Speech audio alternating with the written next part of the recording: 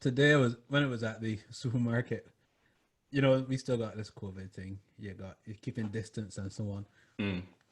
I saw a lady stand up in the queue, licking her fingers. Ugh. Oh, rubbing them in her eyes and eyebrows. Hey everybody, welcome again to the living room. Well, this is episode 6 now, I think it is, guys. And thank you so much for supporting us as much as we've been doing over the last few weeks. Great sunny day here in the UK. As usual, here with Mark and Philip, and we're just going to get right to it. How are we doing, guys? You just said sunny day? Probably sunny in London. Not here, man. It's not? You think it's hurricane season out here? Wind vicious out there, boy. Yeah. What? No, man, down here sunny. I think it's about 23, 24 degrees when I look outside. Down here, good. Okay. Man, we had bed sheets and things blowing in people's garden yesterday, yeah. Our patio umbrella ended up by our neighbors. Aren't they? Oh, no, nothing so down here. Down here a little bit windy as I look outside. But other than that, no, sun's shining. Had a little rain this morning for about 10 minutes and then good shiny sunshine, man. So you went up for your 10K run? No, not today. Today I didn't do the 10K run. Today, once again, I was doing some DIY. You might see a little paint there on the hands as well. Still doing some stuff, but that's tomorrow morning, early o'clock. I wonder if you want to tell the guests how you're getting out of vegetarianism. The vegetarianism going good. Going good. I have no problem with vegetarianism. Yesterday, I took a little bit of a break because the girls finally we were able to get some KFC, which they've been waiting for weeks and weeks. But of course, you didn't have any of that. I had a little piece, man. Not a problem. Not a problem. As I tell you, I so take when you it say in little piece, chunks. you mean you had like coleslaw and fries and corn on the cob and beans? 2 thighs and 4 legs. I had one piece. One single piece. As I say, you take it in chunks. You go, see, this is why you failing, Corbin. You want to go a whole hog from day one. Whole hog? So that, whole hog. No pun intended. No, a lot of fun there, boy. A lot of fun. And by the time he start, the next day, he gone. Yeah. No, I take it in whiffs. This is first piece of meat in 6.5 weeks. Wow. So I good. So now I good now to the end of summer. You're trailing the way, man. So listen, this is the week where I think we got to look at the back to school dilemma, because I think really when you consider what's been happening here in the UK this week, there's so much division around unions and teachers and the government about what's going to happen on the 1st of June when we start to think about kids going back to school, and it just seems really ridiculous at the moment, to be honest. Well, I don't know what's happening. I don't know what happened up in your neck of the woods, Corbin. I know you got 2 secondary school boys. For me, our Alex is in year 6. For those in the Caribbean, that's class 4. So she's 11 now, going into secondary school next September. And I think they're messing that one right up, man. I don't think they understand what to do. 10 children coming in for 1 hour for training and then back home. And then that's going on for like 2 days and stuff. You almost get to the point where you just say, just leave the schools. just leave it. I know it's hard, but our daughter Nadrian, she's also in same age as Alex, and her biggest concern was ending primary school without saying a proper goodbye. That is Alex's main thing. Without getting to write up on your friend's uniform, the shirts and stuff. And to be honest, when we thought about that, that's actually a real big deal. That's quite a significant moment of closure. It is, but the school's messing it up though. I think so. I think the way how they're trying to bring them in, like Alex's school, they're starting with the kindergarten ages and then year 1, which is infants. And you go like, but those are the ones who social distancing is going to mean nothing. And you're going to have to take such a long time to get them used to it because they've seeing their friends after a couple of months. So finally they get together, it's going to have a harder time. So my thoughts was bring back the year 6s first because they're the ones who understand. They've been probably involved in a lot of conversations at home. But I read you there regarding the leaving do and that kind of stuff because Alex is exactly the same way. To miss that last part of school is, for her, is heartbreaking. It's a big dilemma because last year we went to Barbados and after we booked the ticket, I then realized that Chris was going to miss his leaving do, and man, that was just heartbreaking. You know, you don't realize how much of an important event that end of primary school can be for these kids, and particularly the way it's celebrated here in the UK, where they make quite a big fuss about the kids transition on. Yeah. But I see over in Denmark that they're really cracking on with kids coming back to school. You know, business as usual, and they're doing an exceptional job in terms of bringing their children back, which is very, very interesting to watch and see. Yeah, because I mean, they've been bringing some of the guys from Denmark on the news here, and it's interesting to see how they just went straight into it. The planning seemed to be pretty spot on, and you know, the kids are back, they're happy, they seem to have plans in place. It just, I don't understand why we don't seem to be getting it right in the same way. Well, it's just one blunder after another, to be honest. if you're brutally honest, you know, it just seems as though things have kind of fallen away, and nobody seems to understand how to come out of this lockdown, how to get society going again. And it just seemed to be one blunder after another. And people start to lose confidence, because then I suspect what a lot of parents will do is just decide, you know what, I'm just going to keep my kids at home till September. But still in September, you still got to make decisions. At some point in time, I think that seems to be the government stance, that at some point in time something has to give, and they just said, well, let's choose a time. So they choose 2 weeks before the actual summer break, because it's essentially just 2 weeks that the kids are going to be back in school, and then they're on summer break till September, and hopefully something changes then. I get the impression, exactly, we're living on hope. Yeah, interesting. Definitely. So who we got in the living room today then, Barra? Well, today's a big day. I think if we had said it at the outset, you know, after a few weeks, we would have someone like this joining us and having a conversation with us. We would go, probably not. But today we have the Caribbean man himself. We have Julian Rogers, who will be joining us for a conversation, so that we just have an understanding of how he's doing and where he sees the Caribbean going post-COVID, especially. I think that's where most of the conversation is going to head. But I think it's a really good opportunity to hear from someone who's seen so much across the landscape of the Caribbean over the years. So it's going to be a very intriguing conversation, I think. Wow. I'm definitely looking forward to it. Yeah. There will be a lot to learn for sure, because there are few people that I know of who have got such a vast experience of so many of the Caribbean islands. You know, this will be very, very intriguing for sure. Yeah. Wow. Yeah, I mean, from his role over time, you know, he's been a pioneering force across the region for a long time. He would have seen a lot from independence era all the way through to early development until now, and how we're handling this situation, and perhaps where he can see some gaps to be filled going forward. So it'll be very, very, very interesting to hear from him.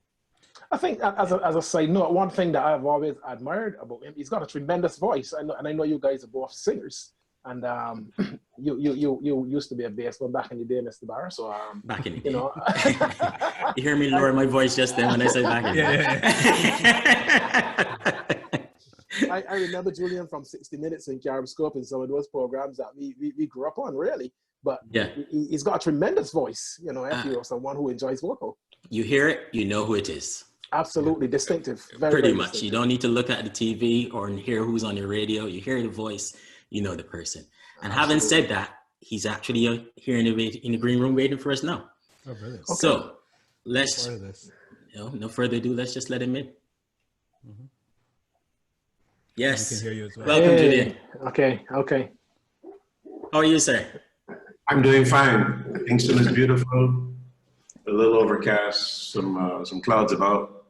But other than that, it's another great Caribbean morning. Wow. Excellent. Well, thank you so much for joining us here in the living room. It's a pleasure having you here.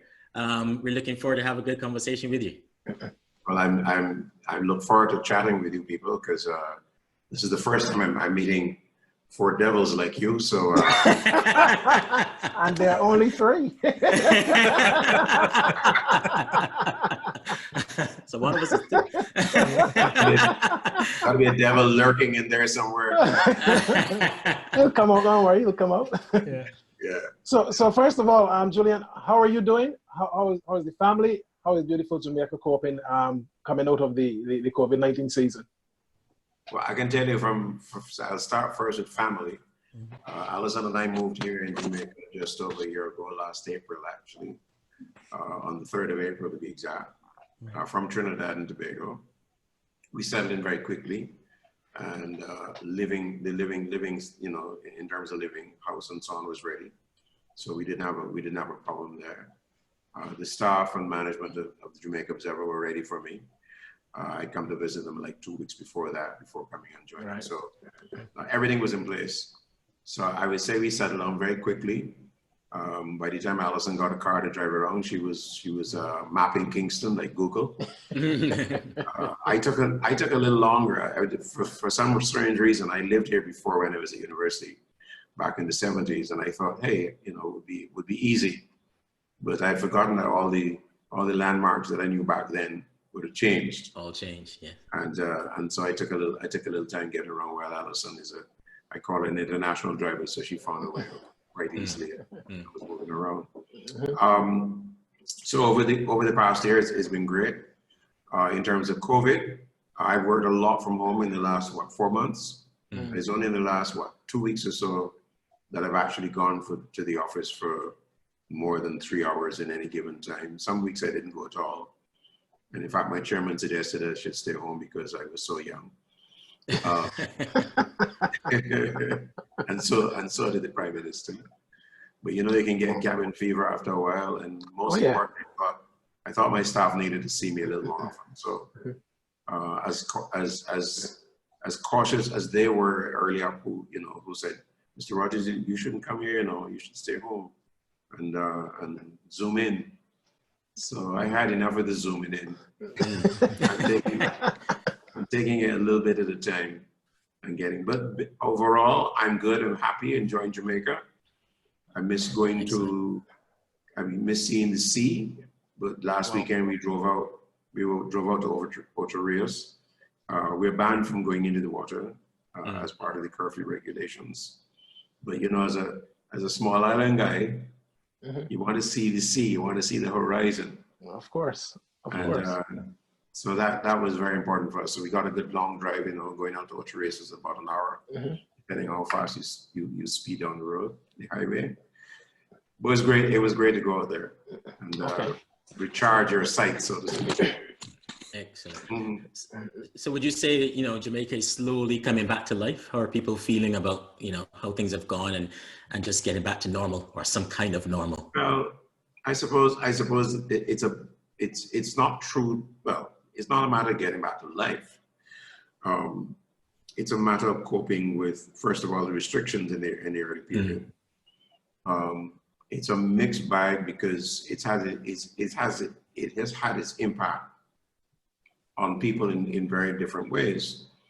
So that, for instance, in our case, in terms of publishing a newspaper and running 2 radio stations, we discovered that it was all right for some people to work from home.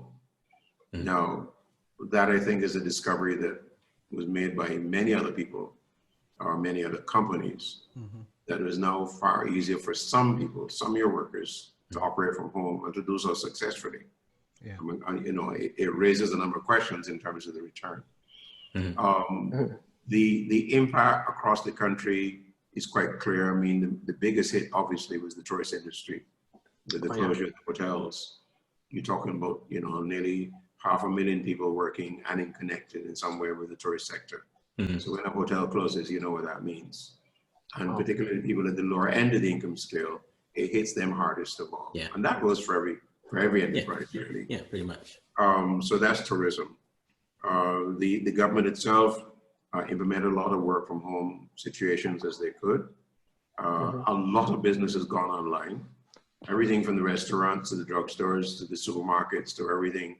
Everybody's ordering something and everybody's delivering. Curbside pickup, that kind of thing. Some companies have responded very well to it, very aggressively.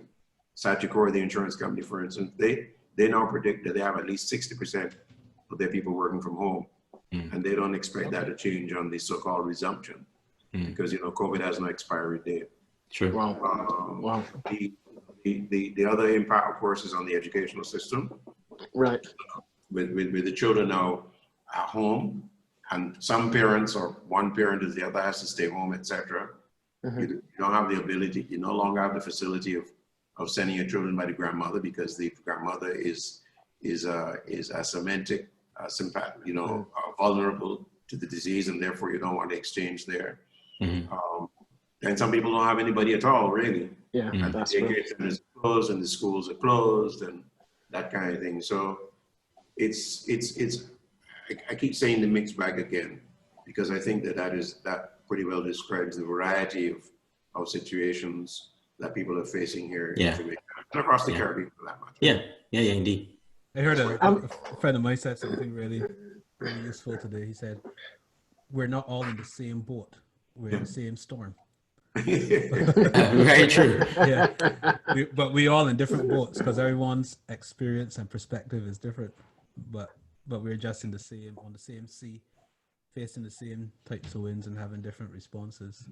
You're a little low though. I'm barely hearing you. Yeah. Volume. Let me grind a bit. Yeah. Or are you one of those soft voice people? I'm a soft speaker, to be honest. He's a singer, you know, Julian. That's a lot. I always save my voice. I was almost tempted to say there are no ladies here to be impressed.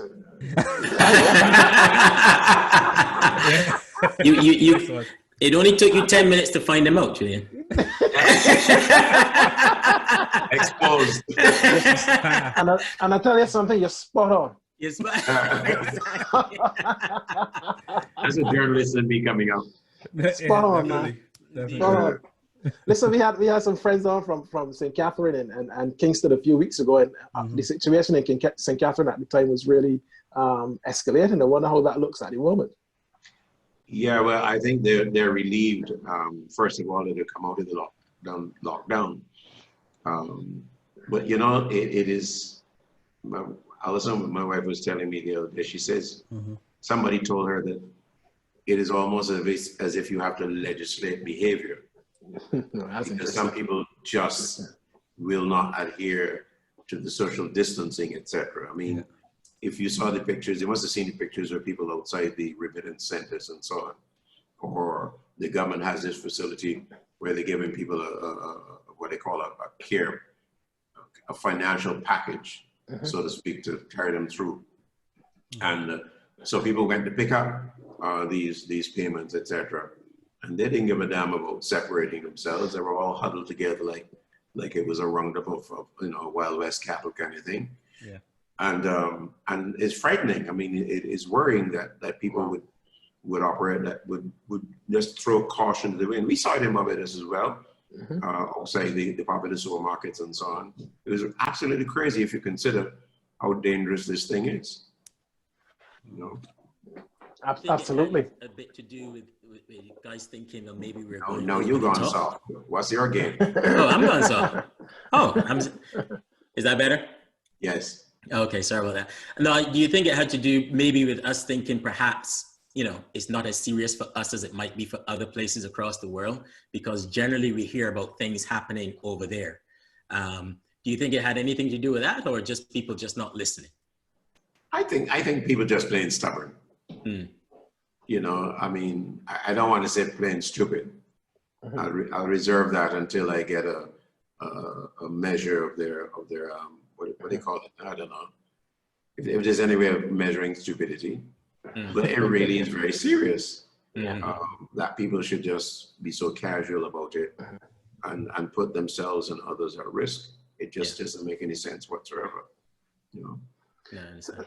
So on the point you made, resilient people in the Caribbean, but there is a difference between resilience and ignorance, of course.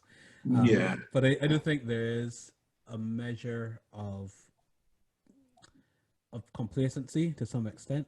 You're hiding away from something, but nothing is happening. It isn't like there's a bunch of guys outside with guns hunting down anyone who steps outside, and you sort of wonder if it was that sort of scenario, would it make a difference? Yeah, I suppose some people need to be shocked into reality, but that's not the kind of shock you need. No. But the whole point about behavior is very prevalent right across the Caribbean, because we've heard that consistently. People cannot seem to adhere to the government's rules, and there's a lot of breaches. So it does feel as though there's a real issue around how we culturally behave in the storm, as you put it, Phil. But we don't, I have to say, we don't have a lock on that, you know, if we look at the protests placed in the United States, for instance, where people say, open it up. You know, I'm not wearing any mask, you know, this, you're infringing on my freedom, etc. So it's just sad that we're at that stage.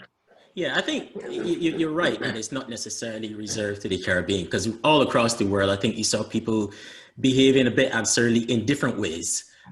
For us, it was, you know, getting together really closely outside the supermarkets or lining up for something. But even sometimes a similar case here in the UK, you had people still going to the park and getting together for picnics and doing different things and going, that's not going to happen. It's something that's going to happen to someone else. So I think the whole thing about behaviors and probably is something in the Western world as well, where you're used to having your quote unquote freedoms, and all of a sudden someone is telling you to do something that you don't want to do, or you can't really see the threat really manifesting itself here as it is somewhere else. And therein lies the comparison between, say, our free Western civilization and our friends in the Far East, who, when the government tells them to jump, they skip high. Yes. And we look on and say in amazement, nobody's going to make us do that if we don't want to do it. Exactly. You know, it's interesting because I was in Canada when Wuhan was locked down, and you know, people were saying, oh, how can they just close a whole region? How can just, I think it was 5 million people or so, how can they just shut down a whole region? I mean, it had seemed so completely far-fetched from our imagination at the time in January. But it didn't take long, you know, it didn't take long for all of us having to make a similar adjustment and follow suit. Yeah, I think the phrase they were using here in the UK was draconian measures. Oh, yes. They made it sound so horrible. And in some cases, I'm sure it was for many people, but the thought of doing it this side of the world just was not there. And I think that's what people were also reacting to. Even the hesitancy of the government sometimes, and people were going, well, if they're hesitant, maybe it's not as bad. Yeah. But the Prime Minister's illness, near-death experience, was the real wake-up call for the UK. It was. Yeah. It was for him, and it's for everybody around him.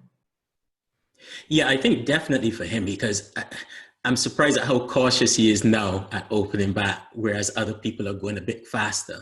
But I think him having a personal experience of having the virus and perhaps going to a near-death experience has made him seemingly a little bit more cautious, because before that, he was hesitant to shut things down. I think he thought, this will pass. It's happening in the East, where they don't have necessarily as good health system as us, and there are tons more people and the population density is greater. It's not going to happen here. And then I think his experience completely changed his mind and all that. You mentioned legislating earlier about trying to enforce that behavior. I wonder how that lockdown experience was first initiated in Jamaica. Well, I think the government here is credited with having moved faster than everybody else, and more consistently actually over a period of time. When the lockdown notice came, in some ways we had I think 48 hours or 72 hours or something like that. I'm trying to remember now. So in essence, there was a time. I think in the Barbados instance, it was a far shorter period and so on, particularly when they went to a deeper lockdown. Here, you really had a little time to register that this was going to be in place on a given date and so on. So that I think the announcement was not as dramatic as the reality. In other words, you know, like the first 24 hours afterwards, you realize, well, hold on, we can't, you know, I remember, for instance, that we decided that the lockdown hour was 8 o'clock, I think. Yes. And all of a sudden I decided that we would we go walking in the evening, you know, when the sun had gone down, it was a lot cooler and so on. And we went walking on the road, and we worked out that we'd like to be back home by 6 o'clock. So we might have left home about 5 and made a round of the block and so on. And then when the next change came, it was 6 o'clock. So There was no way that we were going out at 4 o'clock, Yeah. you know, earlier when it was hot as hell. Too hot. Definitely. Just too hot, you know. So you came to terms with the change. And then the biggest one really was the very first weekend that holiday. Mm-hmm. And to learn that the lockdown was really restricting you, that on the Sunday, the stop will be at 3 o'clock in the afternoon on Sunday, 3 o'clock on a Monday, and that you would have to stay in between 3 o'clock on a Monday until 6 o'clock on Tuesday morning. Okay. So that one was tough, I mean, in real terms, because all of a sudden you realize here was the Labor Day weekend, and you couldn't go to the beach, you couldn't go to the sea, you can go to the waterfall, you can go to a river. You know, in other words, you couldn't play football, cricket. I mean, there was video of some guys in one of the villages, etc., playing football in the street, and all of a sudden they all scampered because coming on the street was a defense force vehicle, and they all scattered and everything else, as the case may be. So I mean, those pictures are vivid, those impressions are strong, and they remain. But I think over time, then we get into this rhythm. I mean, we could predict that this weekend we were going to have an extended curfew, and so it is. So today we will go down to 8 o'clock, and tomorrow Sunday till 3, Monday till 3 o'clock, until 5 o'clock, I think. Yeah, 5 o'clock on Tuesday morning. No. And are people generally understanding of that, or not necessarily? Well, I think, I mean, covering the developments in the paper, watching the reporting on television and listening to the radio, for instance, I would say that generally people have come to terms with much of the restrictions that are in place. I think those people who are unhappy are those people who find themselves in a situation where they don't have maybe the resources to sustain them over a particular period of time. And, you know, you want to go to the corner shop today, tomorrow, the next day, things like that. Those people who been laid off and so on, I mean, they're feeling it. They're somewhat about it. And, you know, we were reporting that. The government has tried its best to be able to provide, you know, food packages and financial support and things like that. So what really I think is the big question is, when will this end, so to speak? How do we live with this situation? Because obviously there's no marker out there, as a friend of mine in Trinidad, Sundi Murad, says, there's no expiry date on COVID. So that the things that we are learning to live with, we're going to have to learn to live with for some time. A long time. I was watching the international reports this morning out of the United States, and particularly Florida, that we watch a lot on these from the nets, and the reopenings, for say, of restaurants and the beaches and so on, the dentist and other, you know, medical facilities and so on. And this regime, and let's take the restaurant, for instance, where there's a halving of the number of people they would have in there in an enclosed area. The air conditioning arrangements have to change, for instance, because of the plastic nature. Of particles and so on. The wiping down over and over and over and over again. And I'm saying to myself, hey, it was Allison who said to me, we were really living in a very dirty environment.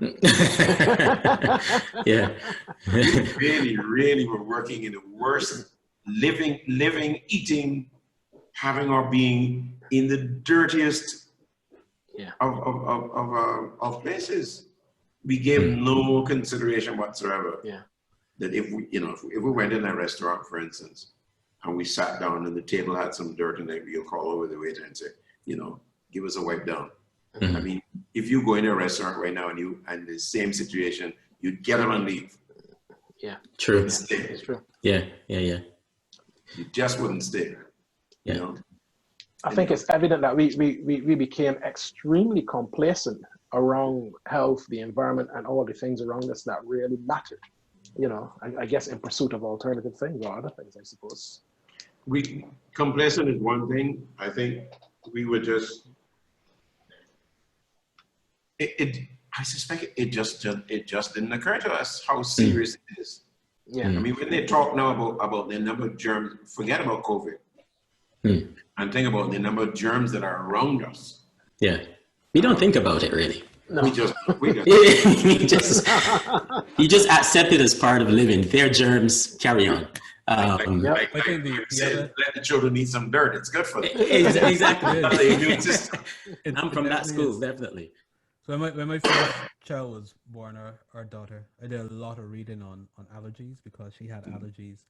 And one of the contributing factors to allergies is too sterile an environment. Oh yeah, too clean. So, yeah, if it's too clean, you have a problem because your immune system doesn't get a chance to tune itself to the sort of harmless particles in the atmosphere.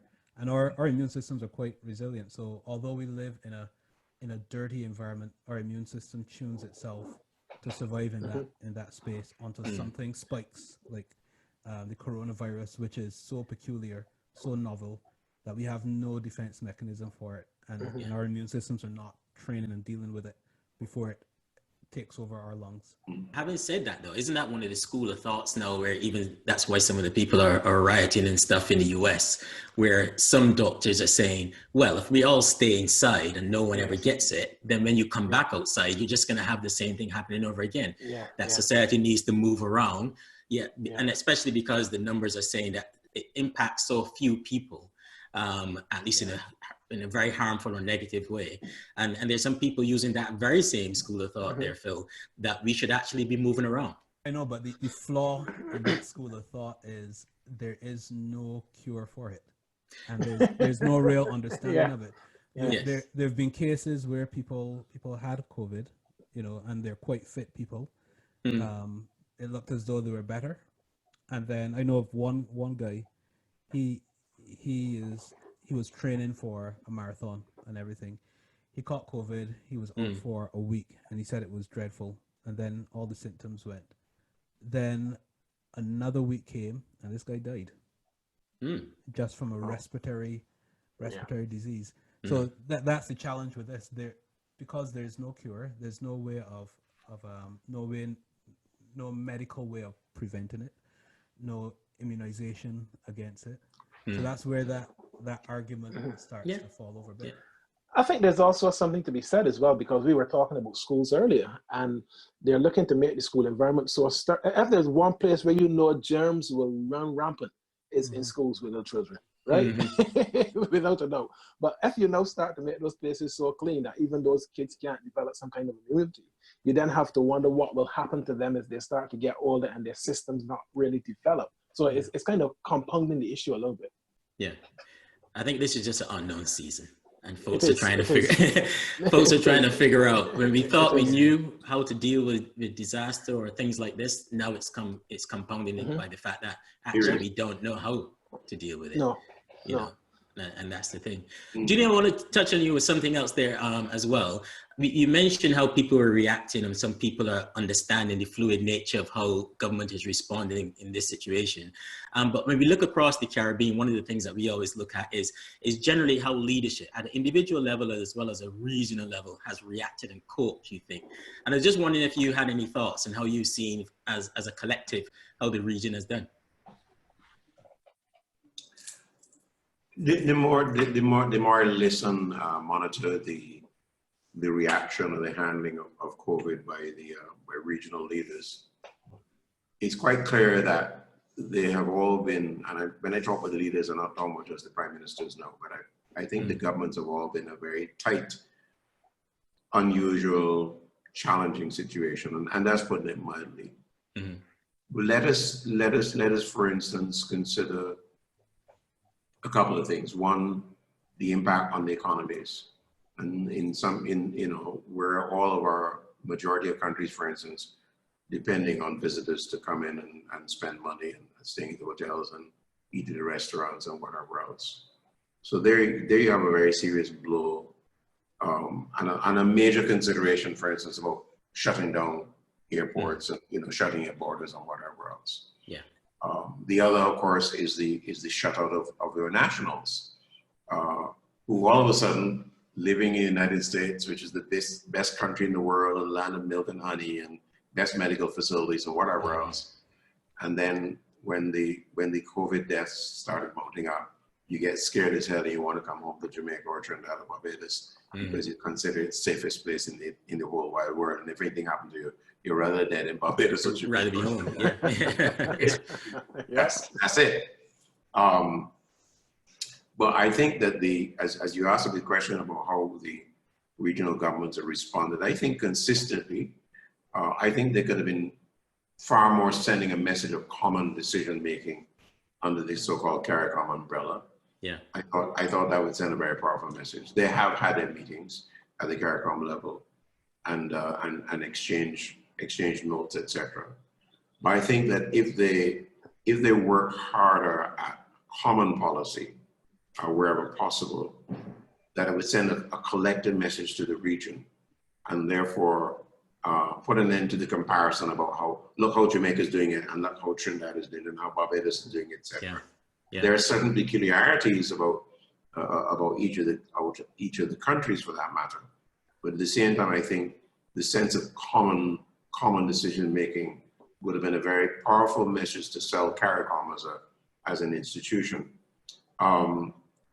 The governments, though, have been very lucky in that there were certain institutions available at a regional level to respond.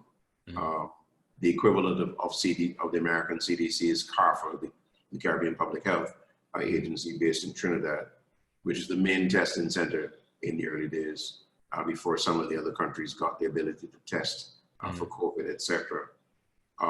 You have the Caribbean Disaster Emergency Agency, SIDERA, which of course is not just there to deal with hurricanes and earthquakes, but certainly the combination of its resources to deal with an emergency such as this.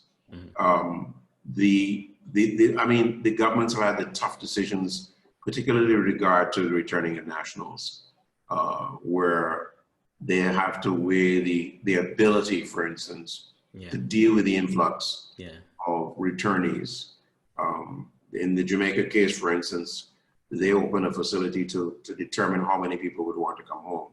And that facility was flooded with thousands upon thousands of Jamaicans who want to come home. Yeah, you gotta manage that. Yeah. How do you manage that? Even if you got all the hotels in Jamaica to agree, it wouldn't be enough to really deal with, first of all, the accommodation. The government committed to paying for the people to come home, etc., paying for meals and so on. And then think of the hundreds of even thousands of medical personnel that would require cabs on the people, etc. And then and then getting the hotels back to operational state afterwards as well. There's a whole tracing mechanism to keep track of those people who are not in quarantine but in self-isolation, etc., etc. So I think that overall, I think the regional governments have done a pretty decent job, particularly when you consider that they've had to respond as well to the welfare of the less or the most vulnerable in our societies, etc. And coming at a time when several of the governments have been in what we Bajans would call like a vice grip as far as the economic development is concerned. Look at Jamaica. Jamaica was just being the poster child in terms of economic development and the IMF program implementation, success there and whatever else. And then along comes COVID to throw all of that out of the window. And now the demand of the government to find billions of dollars in which to look after all these people, et cetera, et cetera. And therefore your economic targets now have been pushed down so dramatically, not gradually, but just one day it's just gone down. And that's been the case, particularly in Jamaica. The Trinidad situation is one in which they lost significant oil revenues because the price of oil which had been pegged at, at just under $50 a barrel, all of a sudden selling at $13 a barrel. 13, yeah. And so on. And the oversupply right now is a serious factor. Yeah. So, I'm a journalist, so I'm not supposed to give government marks. I'm supposed to report on markings that government give to the governments. This is true. Right. Interesting. But you talk about CARICOM as a collective there, and perhaps there could have been some, greater collaboration. And I wonder why you think that collaboration hasn't really happened in the way that could have occurred or taken place. I mean, again, I put on my journalist hat and say to you that I am looking at what I've seen in terms of this cooperation. Now, I know that this cooperation and collaboration and several spheres of this CARICOM mechanism. Yeah. But I think that CARICOM falls down all the time by not,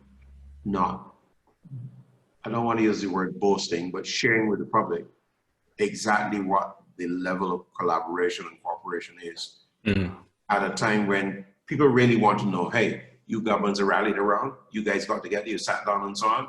Yes, there've been meetings of the Bureau of the Heads, etc. The health ministers have met, the tourism ministers have met, etc. But I think you have to keep driving home to Caribbean people, whether they're living in the region or outside the region, that there is a collective response, and that there's a commonality. There's more commonality in action and reaction than there's in separateness, etc. I keep saying that CARICOM has to go on a campaign where they're very simply sure CARICOM is working. That's a very interesting observation, actually, because you talk about it's working, but there is almost a barrier to us, putting our hands up and saying, look at us, look at what we're doing. But do you think that is just a legacy of how the Caribbean has been led over generations, that we are not people who stick our hands up and say, look at us, look what a great job we're doing? The thing is that because I've been associated with CARICOM now for a few decades. I'm aware of some of the things that are working, or a lot of things that are happening and working. Okay, so let's take the most high profile, for instance, would be something like the Caribbean Court of Justice. Court of Justice, yeah. Okay. People do not understand that all the CARICOM states are members of the Court of Justice. A lot of people don't know that. Yeah. They just think and hear that the court is the final court of appeal for Dominica, Guyana, Barbados, I'm missing somebody, Dominica. Okay? Yeah. And that nobody else wants to use the Caribbean Court of Appeal as against the Privy Council in London. Right. Now, what everybody needs to understand is that every CARICOM country owns the CCJ. It is set up under CARICOM, and therefore we're all partners in what is known as its original jurisdiction. And let me explain that.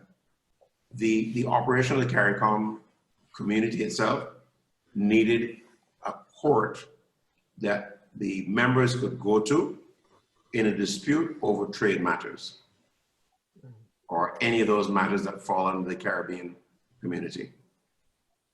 They couldn't go to the Privy Council in London. We needed our own mechanism, and therefore that was at the heart of the establishment of the Caribbean Court of Justice. So when, for instance, there's a dispute between Jamaica and Barbados over cement, it doesn't know the two, but anyhow, or any territory, about the Trinidad and Tobago Cement Company and whatever else, I think it was Guyana and so on. The right of appeal goes from the lower courts to the highest court, which would be the Caribbean Court of Justice. That is where those trade disputes are settled, case open and shut. The difference, though, is that if Barbados has somebody to hang, and the person goes through all of the local courts, so they go through Magistrate, High Court, Barbados Appeal Court, their final court is the Caribbean Court of Justice, because we've agreed that the final court is not in London, but it is in Port of Spain or wherever else the court. And that court, interestingly, can meet anywhere in the region. They can do that physically, or they can do it virtually. So it's a very modern court with a very high caliber of justices, etc. Who have gone not only from the Caribbean, but from one guy comes from Holland. So he brings a different jurisprudence and experience to the court. And so the membership of the court is open to the Commonwealth. And therefore, we cannot say that the court is, for instance, people by people that you know around the corner and therefore is your friend and they have this bias and whatever else. So we broke all that down. Yeah. So I only use that as one example. I talk about CARFA just now, which is CARICOM. Sedera, which is CARICOM. Caribbean Common Agricultural Policy comes under another thing there. There's a trade organization that is also CARICOM. There are about 17 or 18 such institutions operating. Climate change, for instance. I can go on and on. Yeah, fascinating that because I guess we've been doing this for 6 weeks now. And loads of times when it comes to talking about collaboration and integration and partnership in the Caribbean, we tend to be a little bit cynical about it and say, well, it would be good. We talk a lot, but there isn't a lot of action. But you bring a different picture. You're bringing a perspective that there is a lot of it, but there's little. It doesn't get out there. Well, and I find that interesting, right? So I'm not a journalist, so I'll give an observation. So from my observation, I can quote you. You can quote me. Feel free. From my observation, from way back when and even today, it appears to me that we are getting in our own way in getting that message out there. And I'm wondering if it's a case of leaders feeling the need to think or needed for their own home islands to have a perception that they're the ones in control and not some organization over there. So even though CARICOM is doing a lot of great things, the decisions never come down as a CARICOM decision or a CARICOM paper or a CARICOM investigation or, working together. It's always goes through the lens of the leader and therefore comes across as a decision that I made, that we made. So therefore the CARICOM message gets diluted. So in that way, it feels as if we're getting in our own way with something that, as you say, is working in some regards. Of course, we know in some it's not working as well as it could be, but we're getting in our own way. And I must say, that's not unique to the Caribbean. I think you can draw parallels with that with the European Union as well, especially when you look at the recent debate with Brexit. It was only during Brexit. It was only during Brexit that so much came out about what the European Union does that even Brits themselves did not know. Because even though decisions are made there, everyone still goes home and say, no, I made this decision. And it's only when it's the negative message is when then the European Union gets branded with it. And I'm wondering if there's not a similar thing happening with the CARICOM as well. Yes. The short. That's my observation as well. You can quote me. The short answer to that is both yes and no, because I don't know so much as if the leaders are themselves trying to give themselves credit for having arrived at decisions that are regionally exclusive, as the case may be. But I think that the communication is really the problem here. In other words, there's a summit and there's a communique. At the end of the summit, it is the language that my grandmother don't really pretty well understand and appreciate, as the case may be. I think that the community itself has failed to communicate its work and to do so consistently. I just had a 3-hour online meeting with somebody from CARICOM, talking about the importance of doing this, and they know that they have to do it. But one of our problems here is that we expect somebody to pay for us to do something that we should be doing for ourselves. Yes. We have so many institutions that rely, for instance, on financial support from the European Union or from the US or from Canada, as the case may be, and the Germany at one stage, and they put in this money and they say, look, we'll help you set up this thing and we'll support you for the next 3 years. And as soon as the funding finishes, it collapses because nobody's prepared to continue funding it. I mean, we have it with the University of the West Indies, where the government's in terms of priorities, starving the university over time and so on. And I don't know how to do it, but they limp along literally without screaming too hard because their promises and whatever else. But I would share with you that is why, for instance, the Caribbean Court of Justice was established far differently, in that the funding of that institution is not depending on each regional government to put money in the pot. What they did was create a bond issue, and they went to the international market and raised $100 million US, and took that and reinvested, and therefore the proceeds from that kind of funding is what is really funding the court. So there's the court is not waiting for Barbados to pay up their dues and Jamaica to pay up their dues and whatever else. And so they got to manage their money well. Yeah. But it is, I really think it's about selling your success. Really, I think if they can get that,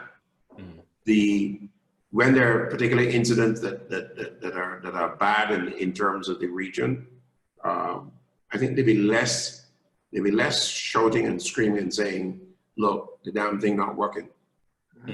But recognize that there'll be some aberrations from time to time that will point to instances where we need to make an adjustment or correction, or that something was handled badly and it needs to be fixed and so on. And one related piece of this is that Cricket World Cup, for instance.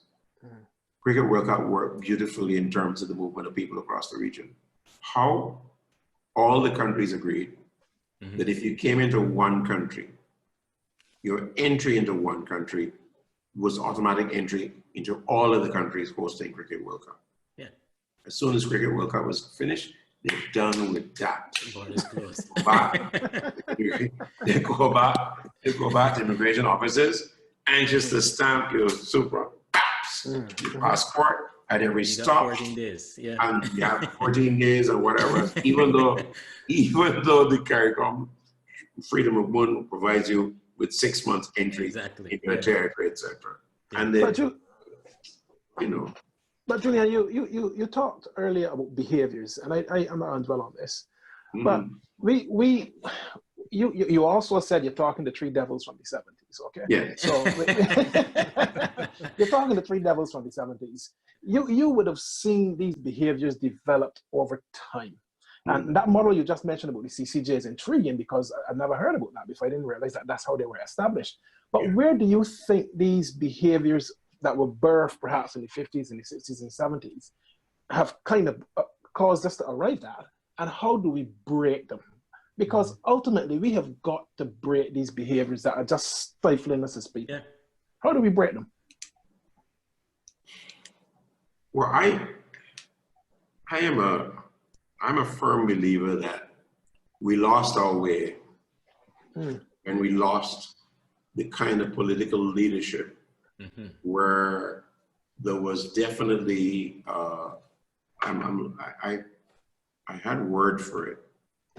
There was and I think we need to look back at the history of the emergence of political leaders that we enjoyed in the 60s and 70s and even up to the 80s.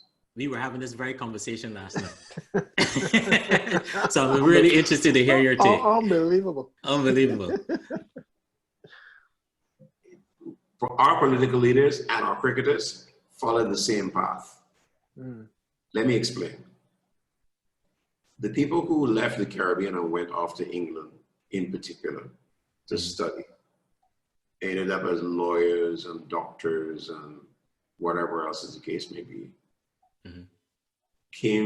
Were exposed to a totally different environment than the Caribbean. And at the time when they were there, they were exposed to all these socialist thinking and whatever else, and they got a worldview.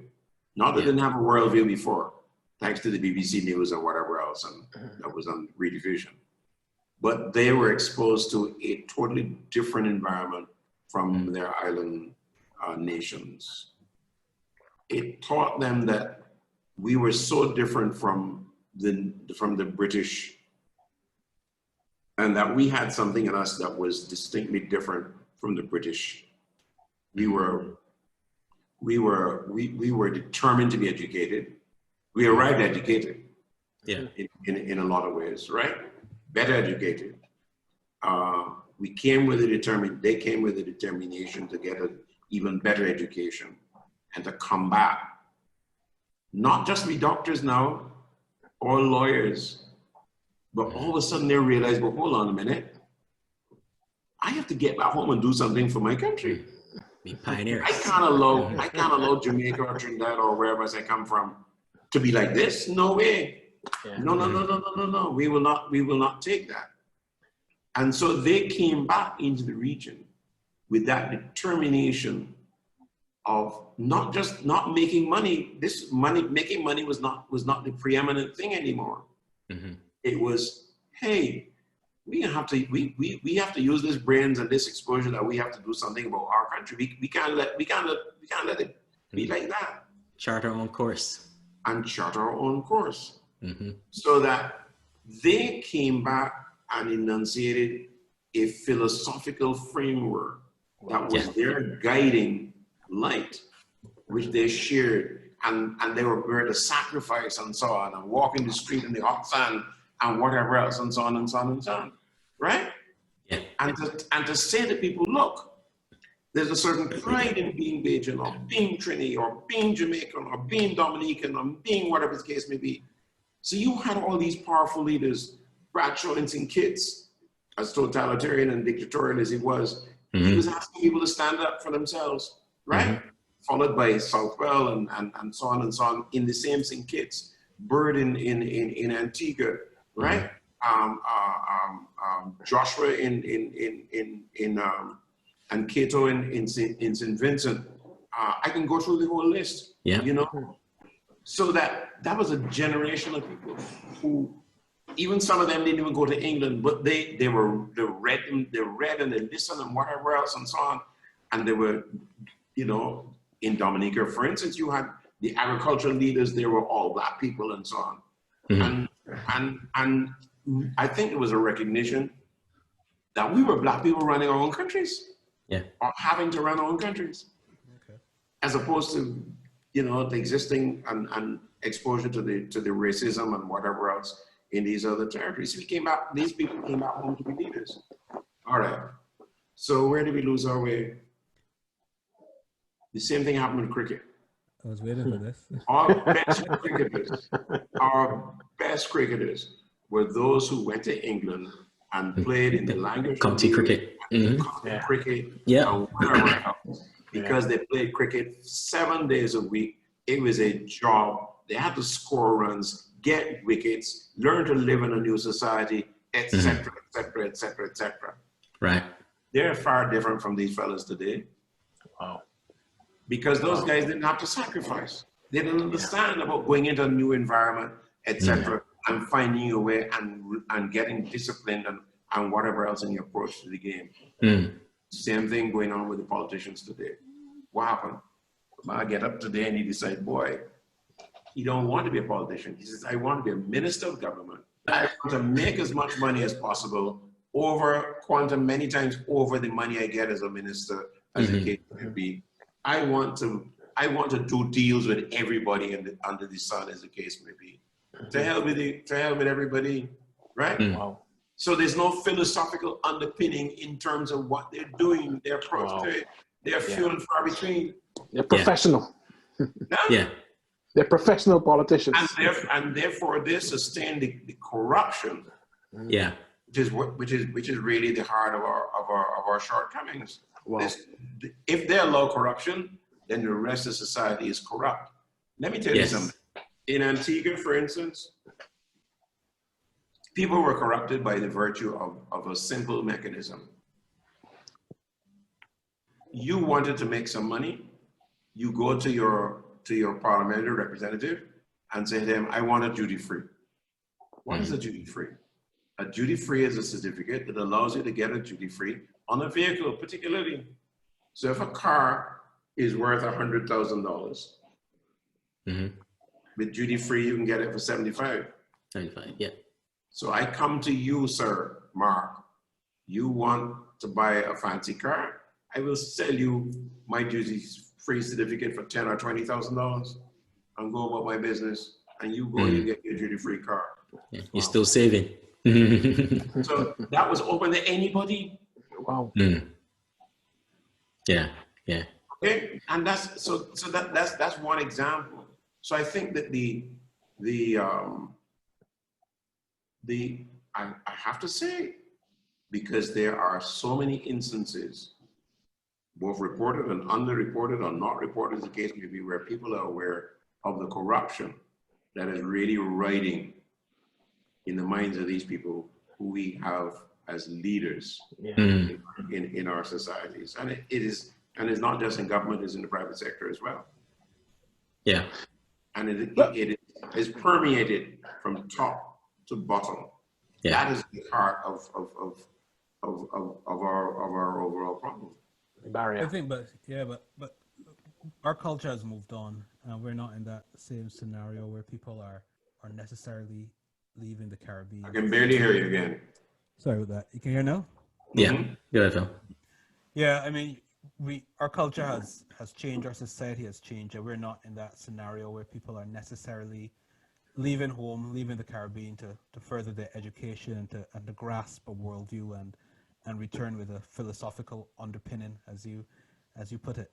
So how can we disrupt this lack of depth and philosophy in leadership? How can you disrupt that if society has gone to a stage of maybe comfort, of homegrown, and it's a proud thing that it should be our pride that our leaders are homegrown as well.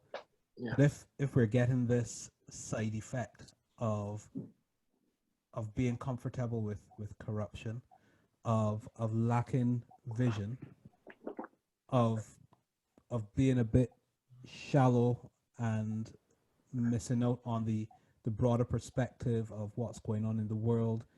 And I like the term that you used there, that philosophical underpinning, having something that you're using as your starting point and your foundation for driving strategy and prioritizing investment. How can you disrupt that? And let me, boy, because I'm older than you guys, I have some perspectives based on watching what has happened. One of the things standing in our way is fear. Wow. Wow. I'm nodding because, again, we were talking about courage last night. bravery and fear. Also, looking at ourselves always from a position of inferiority in some cases, and therefore reacting towards that. That's something that I watch the way how we deal with things, even on the international stage. Sometimes, with the exception of a few, it seems like we approach things from that perspective of being inferior. Then fear comes in, and then we're no longer acting with bravery, which what those people from the 40s, 50s, 60s, as you were talking about, that went away and came back, the bravery that they had in a world that would have been telling them, and just so soon after slavery, now coming to independence, in some cases before independence, but the bravery that they had then versus what I'm seeing now is almost unbelievable. Fear. Let's deal with the fear first of all, because the fear is wrapped in many bits of cloth, so to speak. There's the economic independence the people are fear of losing. And let's be realistic. If you have a job, you have a family, etc., to look after, there's a hesitancy to stick your neck out and so on, and put yourself in a position where you have to go home and tell your wife you don't have to work again because they just get chased away because you stood up to the boss, as the case may be. That's a reality. And the reality is born in the fact that you don't have a lot of options. That I could tell you that, for instance, in the journalism area, where if you lose your job at TTT in Trinidad as a television anchor, where else do you go? You hope to God that one of the other TV stations will take you on, or you come down from being a TV star to being a radio star, etc.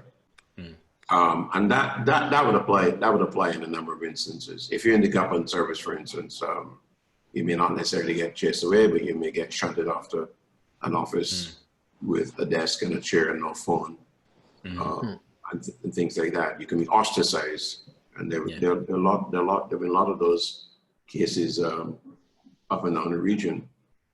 But I think that the real challenge here is whether the people who are leading can really lead without fear. Right. But, because it can't, because somebody has to stand up and then be supported by other people of like minds and like interests, as the case may be. Support is the main thing there as well. And support is the main thing there. Because, it's like, go ahead, we're right behind you. I mean, Nobody's there. Nobody's there.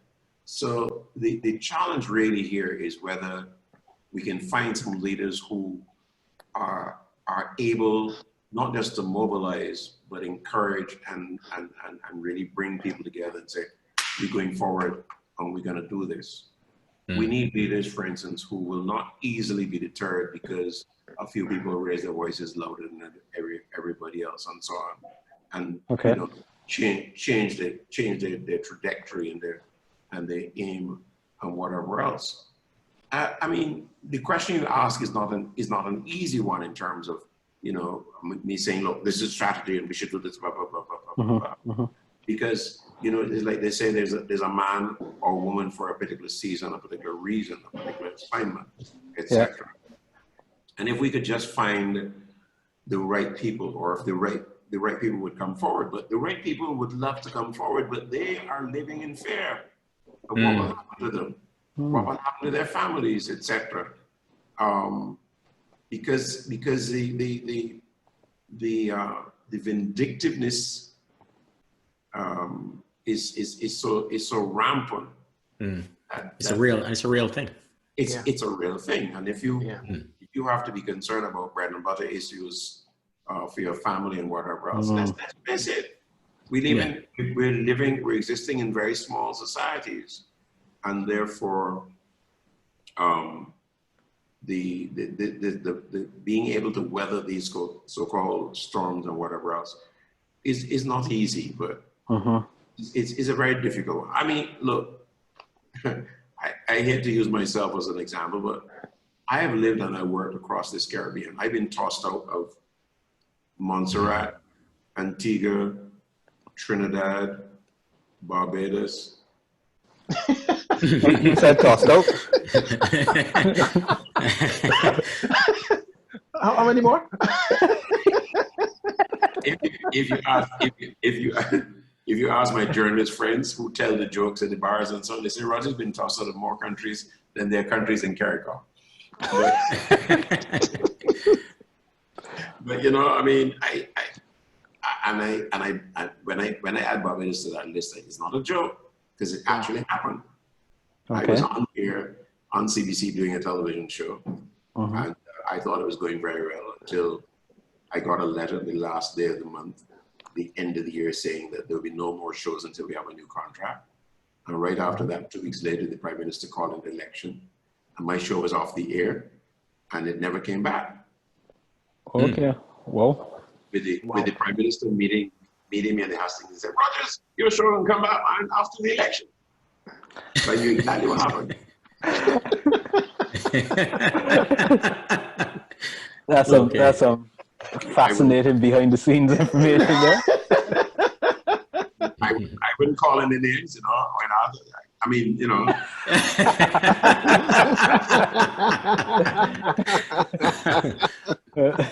Well, you kind of probably give us a good segue here, because media is something that we obviously want to talk to you about as well. Oh yeah. And its role in, you know, in forging that unity or getting that bravery that we're talking about. Because as Philip was saying, this is probably be show 6 now, but everyone we've spoken to have been not in government, and we did that purposefully, or attached to any political party, at least that we know. But the groundswell of people want to see our leaders have that bravery. And I'm wondering, media and the role it has to play in getting that groundswell from people, and perhaps informing our political elites as well, that this is what we as a region want. And if you had any thoughts on how we can make that happen. My first reaction is that I think that in a lot of ways, people expect the media to do their dirty work for them. That is politicians, businessmen, everybody. Okay. Let's come to the reality that the media is really a recorder of history in motion. We can only really report on what's happened. And so from a journalistic point of view, that is one part of the equation, so to speak. What is missing really and truly is the media's role in presenting opinion that allows people, the general populace, to form their own opinions. Those are two different things. So let me try to give you an example. A guy kills 12 people in Trinidad today. We report the news. What happens next? People want to know why he killed them, and so on and so on. They want the background, and so on and so on and so on and so on. So the media goes out to find his auntie and his grandmother, where he went to school, or his antecedents, his buddies, or whatever the case may be, and we get that together and we tell this story. On the other hand, that story generates public opinion. The public is horrified at this thing. We go out there with a microphone and we capture people say, boy, we should bring back the death penalty, hang them all.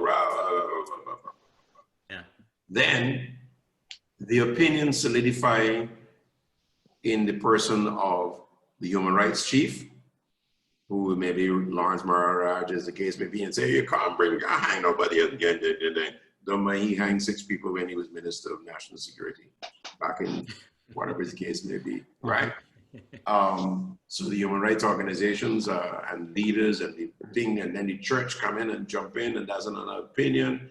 And then there's, so the balancing act between the news reporting and the perspective and the action and reaction and whatever else is what the media is about. So I, Julian Rogers, can't come to you as a journalist and say, I believe in the death penalty and this thing, or I don't believe in it. My opinion doesn't count. It does not count. I'm not in the opinion business. I'm in the reporting business on the one hand, where I report an event and I also report the reaction to that event. So don't expect the media to come and be the arbiter of what is right and what is wrong. We are really a platform for showing you, hey, this is the issue, this is the situation. You make your mind on whatever the case may be. Now you may fault us and say, oh, or we don't cover it properly. Right. Okay. We don't provide you with enough for you to make a decision in terms of your opinion and so on. Yep, you could fault us on that.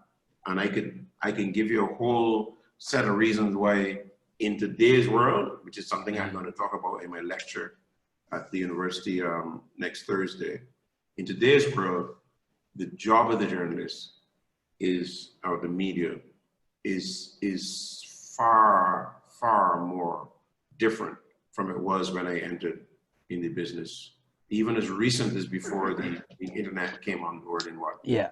84, etc. So let me ask you another question here, actually, because there are a couple of things here that are linked. You talked about all of these islands that you've been kicked out of, right?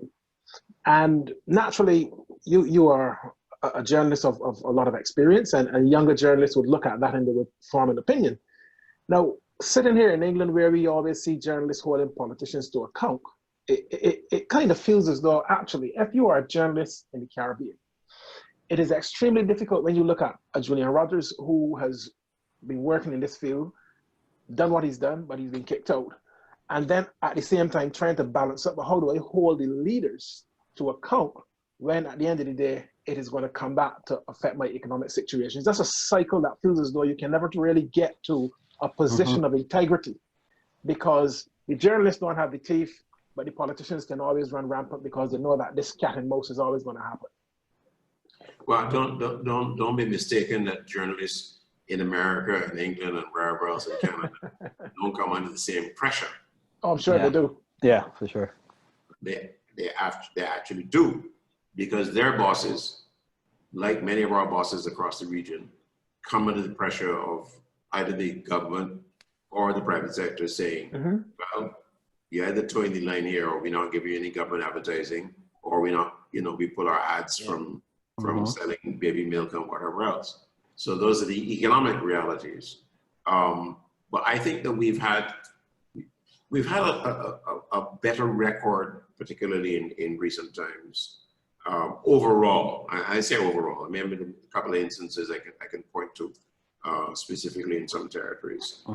But the fact is that where the owners, managers of media enterprises have held strong to their beliefs of the role of the media, etc., the governments are back down.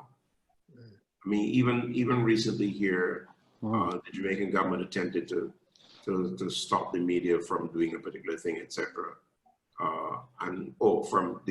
When the curfew was imposed on a particular area, the government announced, the Prime Minister stood in Parliament late in the evening and said that the media would not be allowed into these lockdown areas.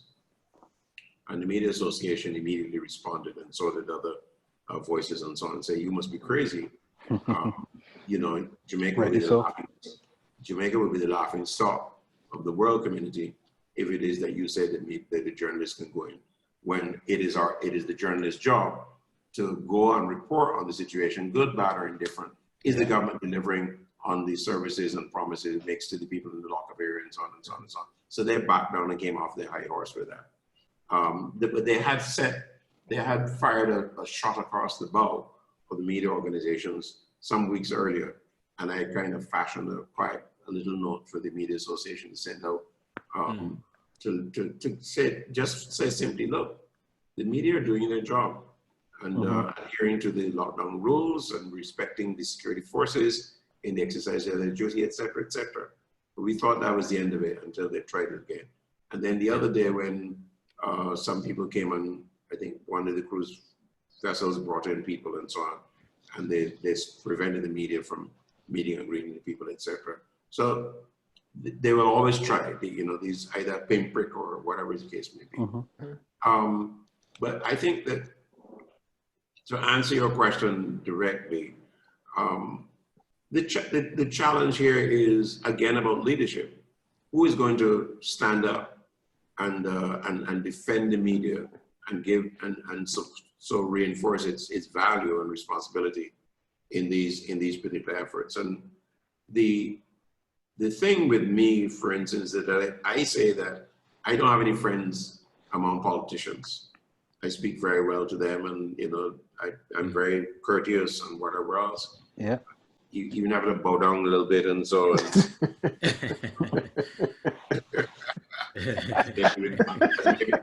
as may be required. But the thing is that I don't pick a fight.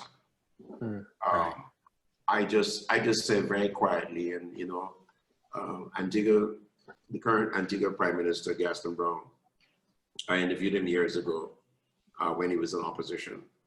And I saw him a little later on in the morning when I was, around town and so on. And he said, boy, people say you gave me a rough time this morning. And I said, I gave you a rough time? And he said, yeah.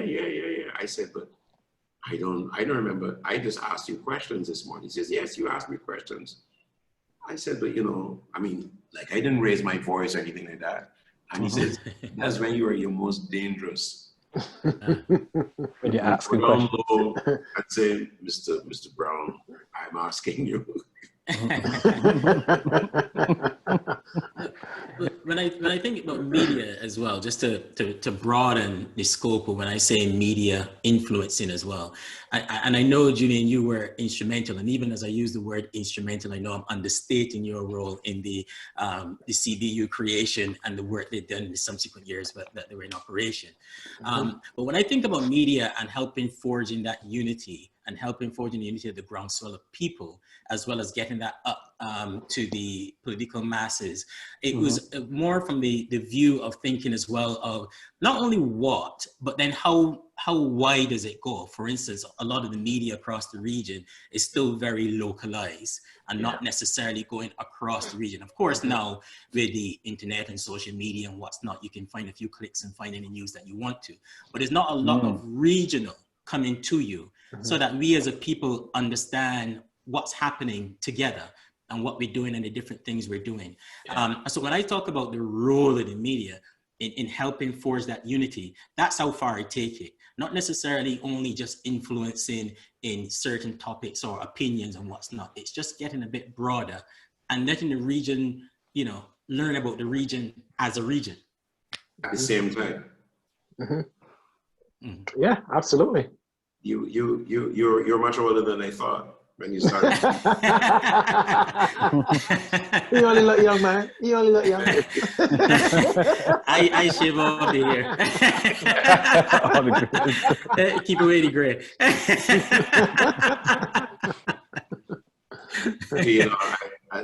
As much as you want to give me credit for the CBU, the credit must go to people who were, when the CBU was started, I was a youngster. I must have been about 16 or so. But I came along in the 70s at the height of the CBU. And the people who really pushed this model, I can think of Hugh Chumley from Guyana, who is famous for having driven the partnerships of the media interests of the region. Rafi Khan out of Guyana.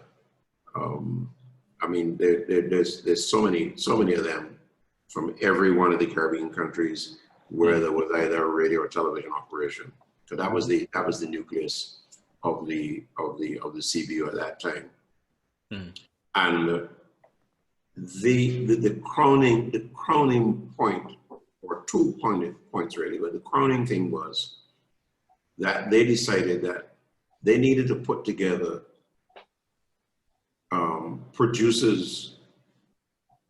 teams of producers around the region to tell a particular story on a particular situation and so on. And so you'd have a producer who didn't know anything about Barbados or Trinidad, but he came from the Bahamas. He put him together with a gal from Dominica and somebody from Guyana, et cetera, et cetera. Now these teams are given the task of, can you put together a program on this particular aspect of Caribbean life? And then we share it with the rest of the region. That was one thing that the CBU did well. The other was to be able to bring cricket from wherever it was in the world to this region with the participation financially of all the stations that, whether TV or radio, wanted to carry it and so on.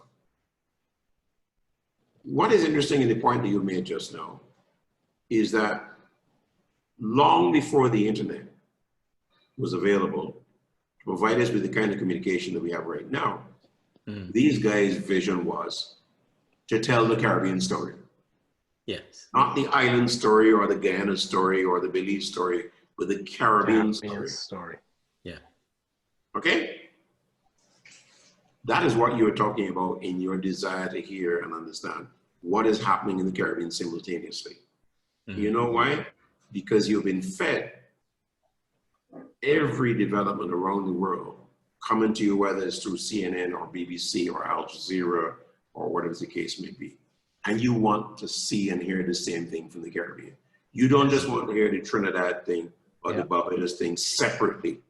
Exactly. You want to know, for instance, there was a classic development this past week where a mother drowned here in Jamaica. The family went out against the curfew restrictions, looking for a place to enjoy the water, maybe a river or whatever it's called, waterfall, against the rules. And this mother drowned. So that was Jamaica. Would you believe in the same 24 hours, 2 boys drowned in a pond in Trinidad? Okay. Now here's a Caribbean-wide story, and I think if you search around, there might have been some related thing like that. So that if I had to do a newscast now, I'd be saying, look, 2 tragic incidents in the Caribbean, 1 in Jamaica, 1 in Trinidad and Tobago. Yeah. A mother lost her life in so, and 2 boys lost their lives in a pond, a village pond, etc., and so on and so on and so on. So you really want to hear, particularly for those living outside of the Caribbean, you want to hear the Caribbean story consistently. Prime Minister Mia Motley challenged myself and another journalist in Trinidad year before last, actually it was, where she said, Julian Rogers and, why am I not remembering her name anyhow? Josanne Leonard. You know what I would like? I would like to wake up one morning and turn on my TV and see exactly what's happening across the entire Caribbean. Yeah. Now, it's possible to do it. It is. Correct? I have had the models, other people have had the models of doing it, etc. But you know what it is now? COVID may very well make it happen. Because all of a sudden everybody can do one of these shows. Yeah. There's nothing stopping me tomorrow morning from getting up and saying that tomorrow at 7 o'clock, I'll be running the news show for the entire region with Mark in Hong Kong, this buddy and this buddy in the diaspora, and in Ting, and so on. So as a matter now, it's now a matter of political will in inverted commas. Yeah. Yes. That's true. And who will pay for it? Are you prepared to pay for it? How might give you a license for TV station? Yeah. Not necessarily. Not needed anymore. Not needed anymore. Not needed. Yeah. I'll go through the window. You don't need a so look. Let's look at it. You don't need to buy a transmitter anymore. Yeah. For either radio or television, you have cable. Yeah. Which gives you an immediate channel. Mm-hmm. All you need is a place to operate from, like and your the home. phone. And the phones give you the same quality of the high-tech cameras back then these days. So that's it. That's it. Look at what COVID has done to the broadcast operations in North America and Europe, as the case may be. All the anchors are operating from home. Yeah. Yeah. They don't have any fancy studios. All they have is a camera, maybe 2 cameras to give it 2 shots. The late night show guys are doing their shows from home. From home as well. Yeah. The audience is watching it online or on the cable system, as the case may be. So we just have to do it. Yeah. Well, but it goes back to what you were talking about earlier. Again, we have to have the courage to start and sustain, because sometimes we don't stick at these things long enough to give them longevity to be able to push through that period where it might be uncertain. But I'll just give you a little cautionary note in that, from a point of view of monetizing these things. In the old days, you had, let's face it, we used to have like 12 top regional companies. We don't have them anymore. Clico has gone through in the insurance area, now to be replaced by Sagicor. Trinidad Cement would be one of the most recent people who we could regard as regional. Colgate Palmolive operating on the Dominica was regional in that they were selling the products all over the region and beyond. You talk about the manufacturers in Johnson & Johnson in Trinidad or Nestle and so on. You're talking about Grace out of Trinidad, out of Jamaica, and so on. So you take every category can you find? Neil and Massey was far more regional than they are right now. Ansel McCall is truly a regional company. Everything from carrot beer to cement to what, to, and so on, chemicals, whatever the case may be. How can we get those people to make an investment in regional media? Problem is, regional media would have to be sustained, as you say, just over a period of time, where an audience is built up. And you can now go to these guys and says, look, we have an audience. This is the audience and this is what is worth it to you. The value to you. But I think there's a difference between fear and risk awareness is one of the things. And even with technology development, there are several risks that it brings from media. And one of these big risks is disinformation, fake news, as some would call it. The fact that anyone can set up a sort of broadcast station or become a source of media like ourselves. We're doing that to some extent. It does change the role or the perspective of media. And it also changes the role of let's say, trusted individuals or organizations in that context. So is the Caribbean prepared for this? Or how is that already affecting the Caribbean media in terms of disinformation and the risk of fake news and anyone else maybe telling our stories on our behalf? It is one of my pet subjects. Okay, good. And in fact, is one of the things I'm going to talk to the young people about in my lecture, because I want people to become aware. This is not recent now. I've been preaching this thing now for the last period of time, where I go into news organizations and I say to them, look, all the things you've been told before no longer make any sense. And people will say, oh, Mr. Rogers, what are you talking about? And I said, no, let me explain to you. You were told a long time ago about this matter of inform, educate, and whatever else and so on. I said, get rid of it. Forgive us, Julian. We laughed because last night we were having this. I mentioned those exact same words: inform, educate, entertain. That's why we're smiling. So I said, I want you to understand one thing. The audience is brighter than you are. The audience no longer is just sitting waiting for you to give them what you consider that they want. Those days are done. They have access to the BBC, NBC, whatever the case may be, etc., and they can pick and choose whatever they want.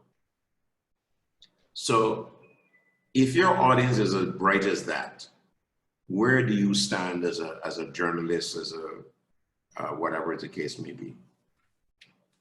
Your job is doubly difficult, trebly difficult, quadrupled, whatever the case may be, because you don't know yet. You're asking your elbow as far as what they want. So you're now in the realm of speculation. So the only way that you're going to be able to understand what the audience wants is to find out from them what they want. You can't guess anymore. True. Right? You can't sit down, me and you and whatever, and say, boy, the audience want to, we can do this, get them. So this is where the difficulty is. This is where the difficulty is. So the audience is bright enough. You are coming on and saying, boy, I'm a journalist and I'm at this and I can do this and blah, blah, blah, blah, blah, blah, blah, blah. The reality is about packaging. How can you package what you have to share with this audience such that it will attract their attention and sustain them over time and build loyalty?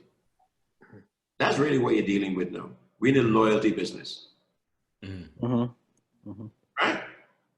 So even though you could watch Al Jazeera, you could watch BBC, and you could watch CBC Canada and whatever else,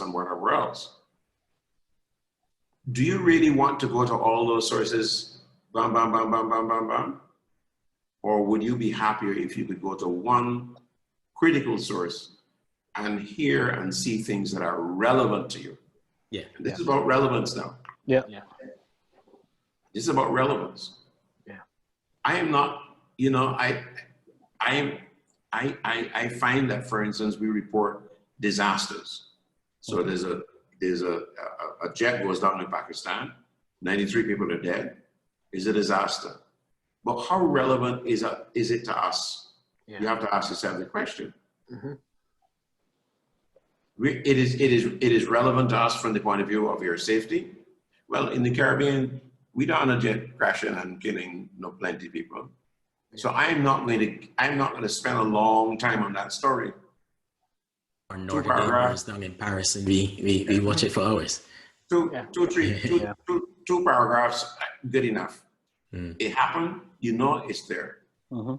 I want to know that if a train crashes in London, the first question I'm going to ask are Caribbean people among the dead. Yes. And that's our interest. Yes. Yeah. And that is what that really is. This is the heart, for instance, I say, of covering the news that is of relevance to us. So I want to, next week, for instance, I want to talk to my journalists in the paper and say to them, guys, look, you know what? Yeah, I have an idea to share with you guys. Mm-hmm. We have ambassadors from several countries in Jamaica. What if you guys decided that the only news, international news, the priority you give to international news would be of interest to those people who are represented in Jamaica? So you have an American ambassador, Canadian ambassador, you have a Russian ambassador, you have a Japanese ambassador, you have a Chinese ambassador, you have somebody from, and then you have a phalanx of Latin American and Central American ambassadors. You got Brazil here, you got this, Mm-hmm. They're here because we have mutual interest. So, call in the Brazilian ambassador and say to him, look, we want to forge a partnership with a media house in Brazil. Right. We want to be able to focus on the things that happen in Brazil that are relevant to us. Mm. We want to be able to pick up the phone or make a WhatsApp call to somebody over there and say, look, you guys have a problem with cement manufacturing. We understand that, and we have a cement factory here, and so, and we want to be in a position to compare notes and whatever else. And you build up subject and make contact and so on. So systematically now, when you start reporting on these situations, they are relevant to somebody, whether it's a private sector interest or the government interest, in the relations with Brazil, etc. Yeah. That I think makes a big difference. So that I come back to the matter of the audience, and that audience is not just my grandmother in Orgabessa, but the audience could be a government minister or a permanent secretary or the leader of the private sector organization or a small business operator or a craft woman and so on, and try and find some kind of commonality of interest there that we need to serve. And I think it will bring about a dramatic change in the content that we put out in the paper, on television, in radio, and we won't waste our time just regurgitating all of the damn thing that you know. I mean, we have some long pieces in the newspaper that really, I mean, if I take today's paper and I'm taking my own deliberately, and I go past the local stories, etc. And come to the international pages. This is not today. Sorry. More deportees coming. Okay. This is Saturday's paper. Get past the regional and all right. So we have the plane crash. All right. So look how much space we've given to the crash. This is the Pakistan crash. Yes. Right? That's two. That double spread. Double spread. 2 pages on that, right? Trump deems churches essential, call for reopening. I have a page on that. And we are a tabloid, so we don't have a lot of space. Poll, many Americans won't return to gyms, etc. Look at that. This, you know, all right, that's America survey. We go on Tanzania, says they have a cure, etc. I mean, hold on, I ain't finished yet. This is an international paper. Exactly. That's what I'm saying. International paper. Yeah, because unless you bring that home to what does that mean for us, or what's the relevance to us? So I want to double check how much Caribbean we have in the paper today outside of Jamaica. Caribbean islands will need to be treated differently after COVID-19. This is me and Motley and Didier Trevick in Barbados. That's a Caribbean story. Veterans in Kitts Nevis politician to return to opposition. That's 2 Trini fraudsters using new strategies to steal money. 3 stories of the Caribbean. That's it in today's paper. Oh, wow. Wow. Wow. The Gleaner. Just a quick one here. There are no regional stories in the Gleaner so far. Letters to the editor. Local stories. They go to sports. They go to entertainment. That's it. Yeah. Not one regional story. The challenge is real. Yeah, that's the challenge, isn't it? Huh? That's the challenge, isn't it? So again, yeah. And you know, and I tell you that one of my editors told me the other day, "Oh, Jamaicans not interested in what's happening in the rest of the Caribbean," and I was livid. I told her off. I say, you know why the Federation mash up? Because Buster Mantley succumbed to the ignorance that Jamaicans don't give a shit about what happened in the Eastern Caribbean. They're more interested in North America and Europe and whatever else. And it was true. Yeah. Look at that. Well, I can say that from all the people we've talked to, Jamaican, Eastern Caribbean, everything, that's not true. No. Everyone is interested. Is there more. And that's the point I'm making. I said, guys, if you go online and you look at the conversations with people across this region, they're interested, and they're interested not just because there's a disaster in Dominica and plenty of people. Absolutely. Yeah. So in the same way that the internet and social media causes some threats to media, it gives really loads of opportunities for people engagement and to actually find out what the audience is interested in. Your audience is going to tell you exactly what they're interested in. Yeah. And we now have the channels, we now enhance an immediacy that is unbelievable. It's no longer waiting till somebody write you a letter and say, "Dear editor, so. You get it within seconds. Yeah. So therefore, I told them, I said, set up a WhatsApp for the audience to respond. And they're getting it.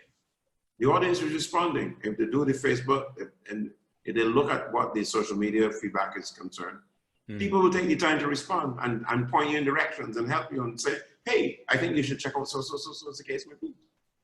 So you've mentioned on a few occasions this lecture that you've got coming up.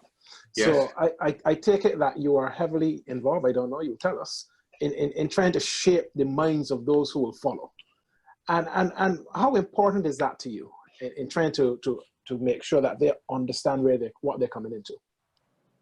It is very important to me because, you know, in a lot of ways I'm frustrated in some ways because I would like to think that we create another generation of journalists who recognize the changes or the value of the changes that are taking place in the media landscape. So we have far more resources available to us for the sense of immediacy, for measuring the audience and reaction and whatever else. And because I've been in the business for as long as I have, I've seen the changes. I recognize the changes. I'm excited by the possibilities. Yeah. I mean, there's not a day doesn't pass when, you know, I'm dreaming up how we might do something different and exciting and whatever else. I think that's my reason for living, kind of thing. So that the chance that I have to talk to these young people across the region in the Agri Brown Memorial Lecture is one that I embraced immediately when asked last year. I've written the speech several times, and as far as I'm concerned, I was thinking about this morning that the written speech they could take and they could publish that. But what I will do on Thursday is to talk exactly like I've spoken to you guys today. Yeah. And to have a conversation. You know, the original speech I would have been standing in the university, lecturing and delivering for say 30 minutes. In fact, they said 45 minutes and so on. Mm-hmm. And we had a dress rehearsal this week, in fact. And I said, guys, the reality is that I can talk for 15, 20 minutes and then open it up and let people pose questions. We have a conversation because we come past that. This is not a, this is not a classroom lecture. This is not one way.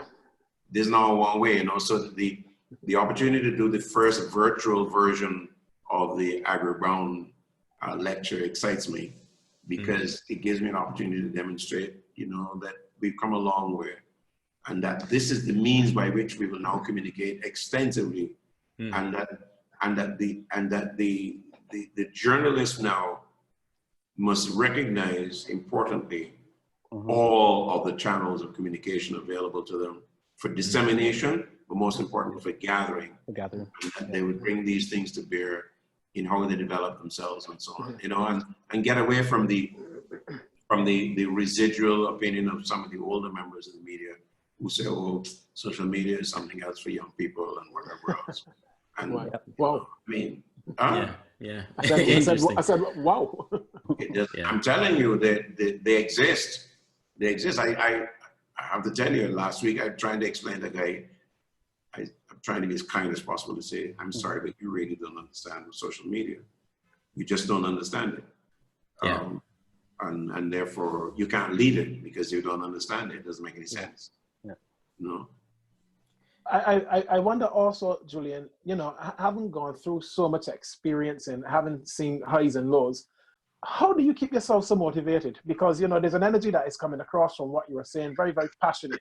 How do you keep yourself so motivated to just keep getting up and going all the time? I have to tell you, I'm an eternal optimist. And yes, I've had my highs and my lows.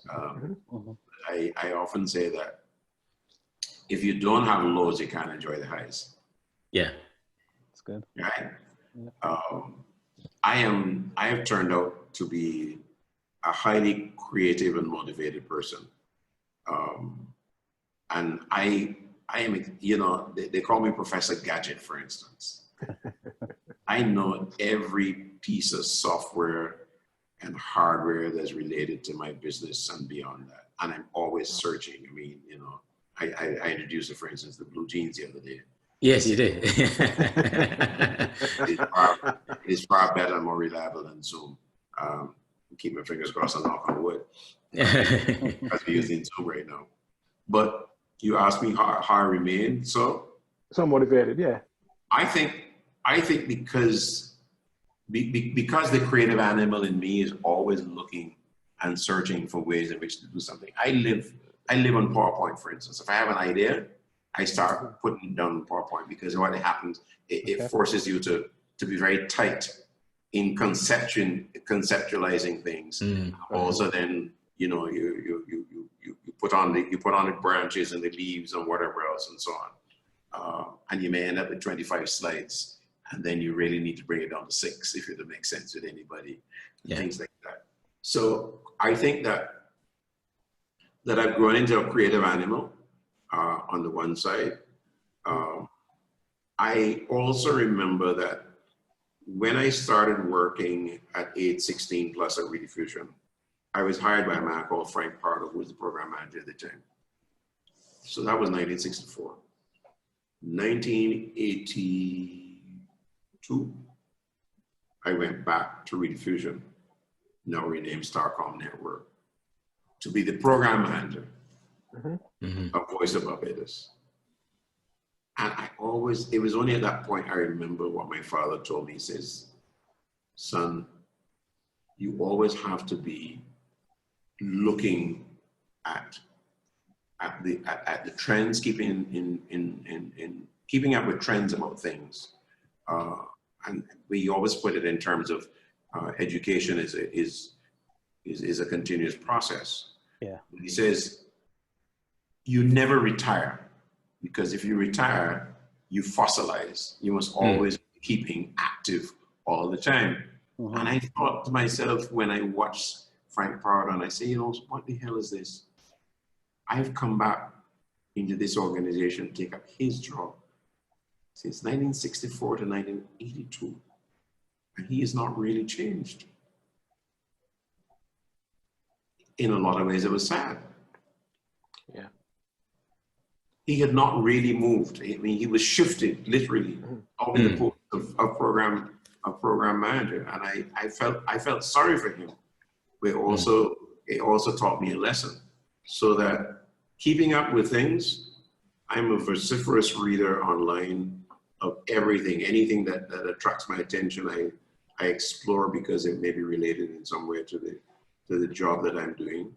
And I mean, you know, if I woke up tomorrow morning and the internet died, I would die. Oh, wow.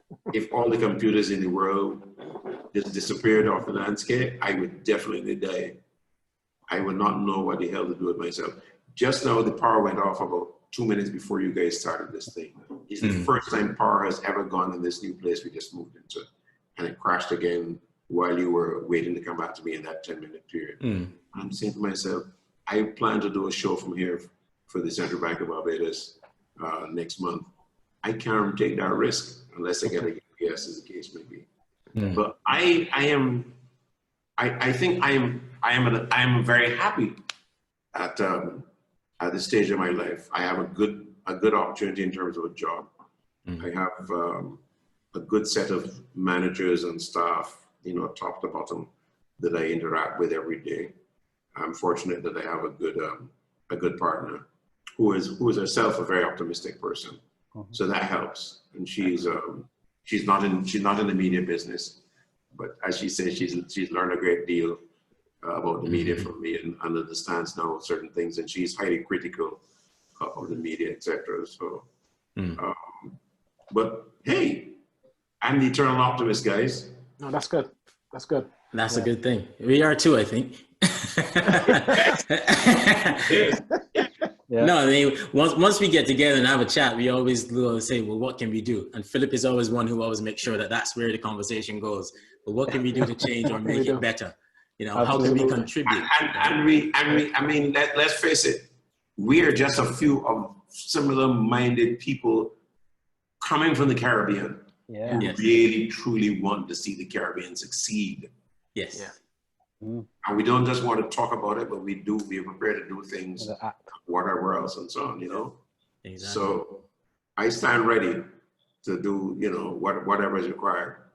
And it will forever keep me passionate and optimistic. I like that. Cheers to that.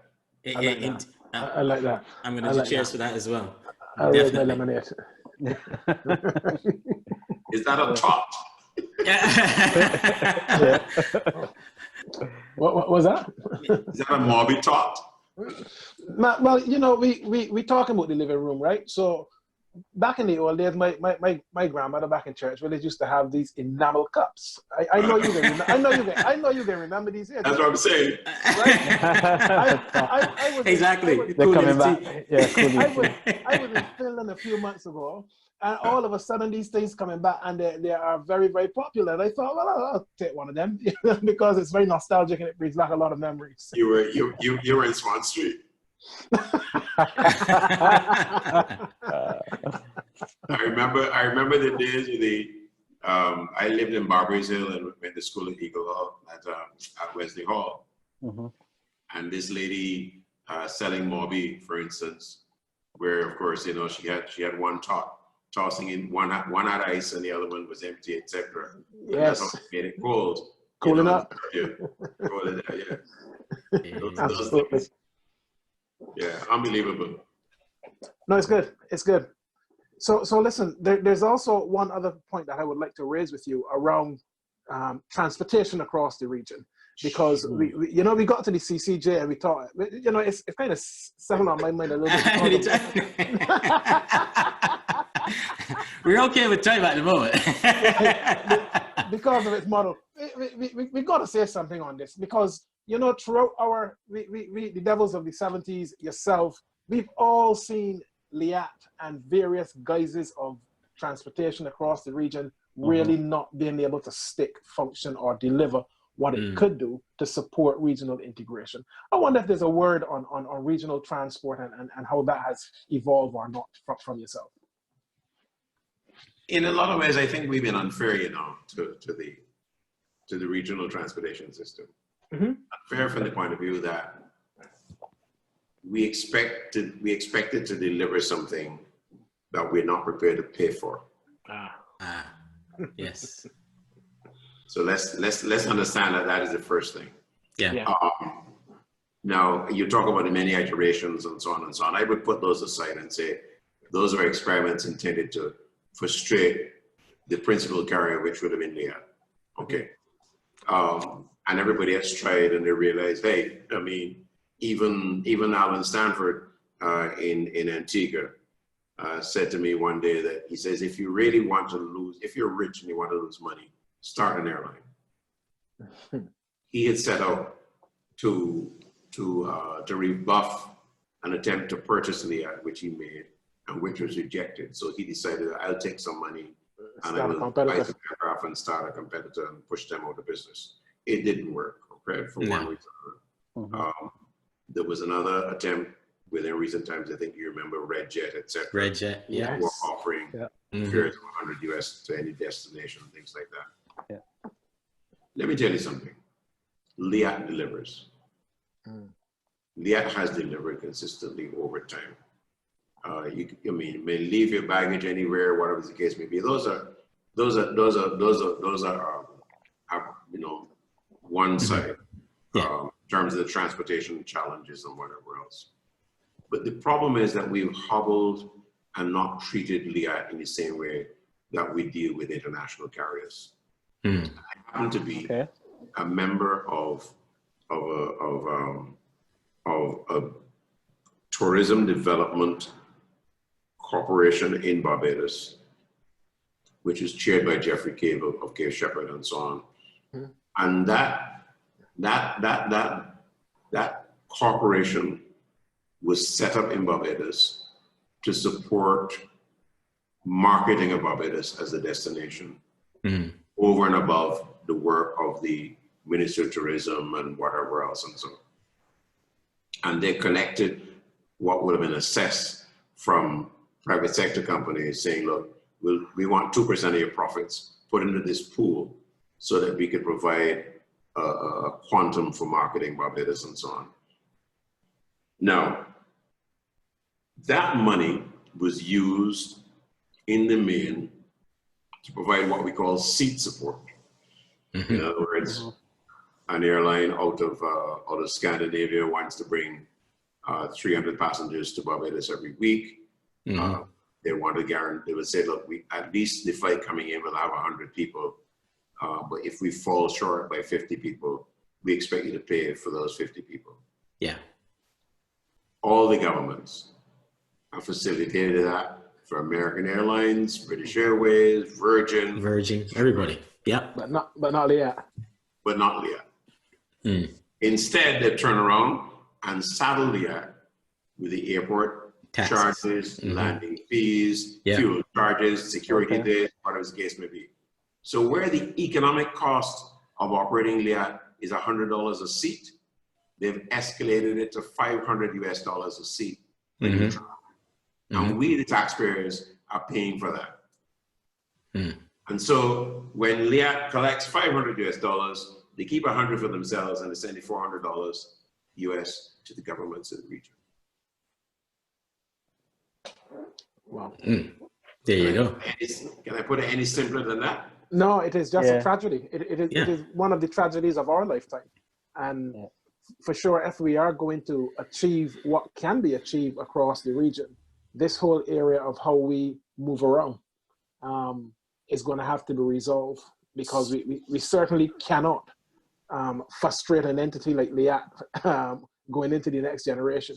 So therefore the growth and development of LIAT is hobbled by that situation. In other words, even if they said, look, Liat, $100 a seat.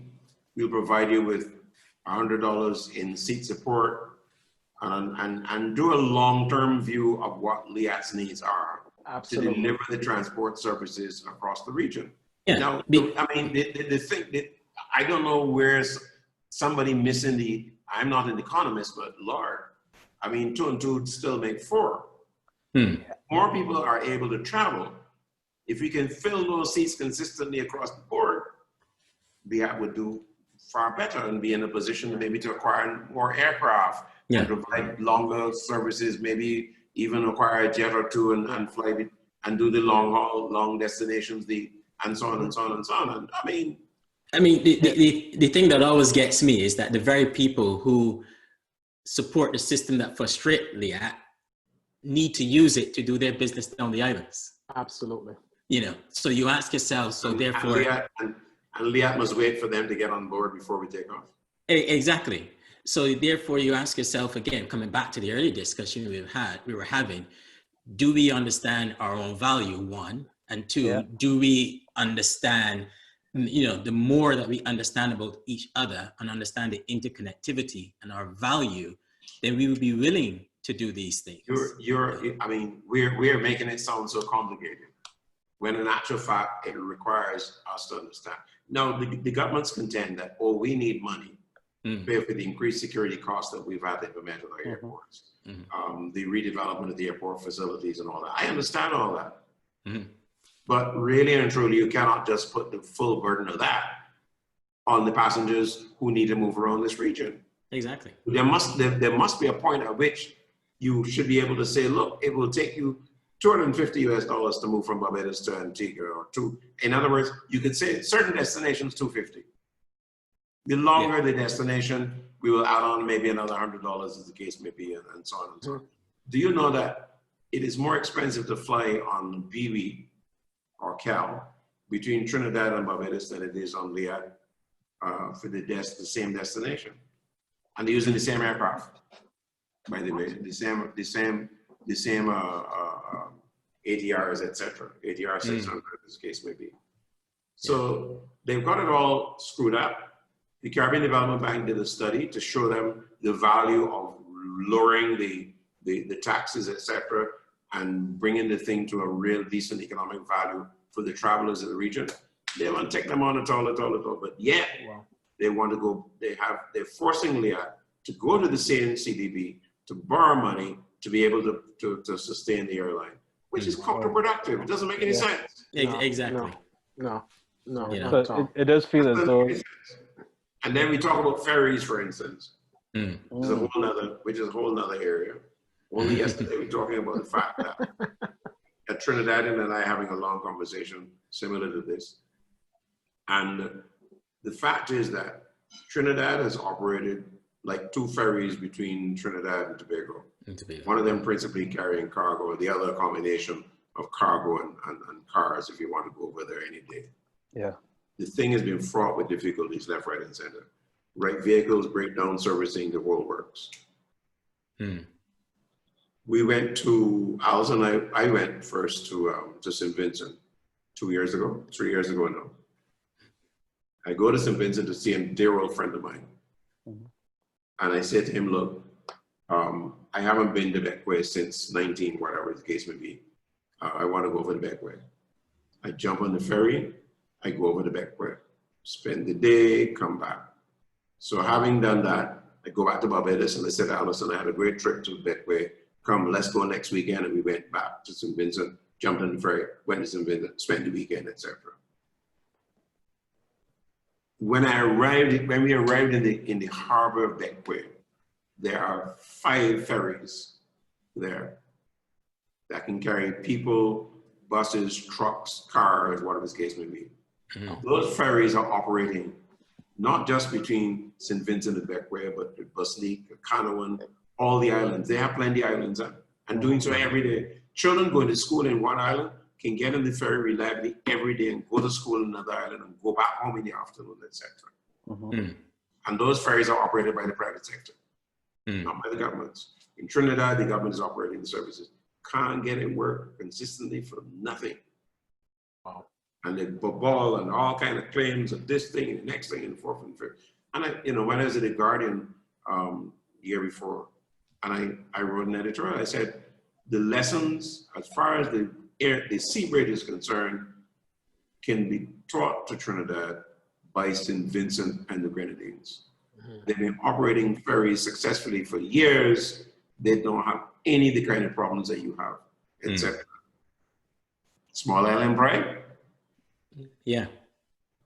Well, that comes back to another conversation we were having. I think, Phyllis, when we were having a conversation with Panama and looking at some of the ways and the innovative ways of how they're doing things to battle with COVID-19 and coronavirus.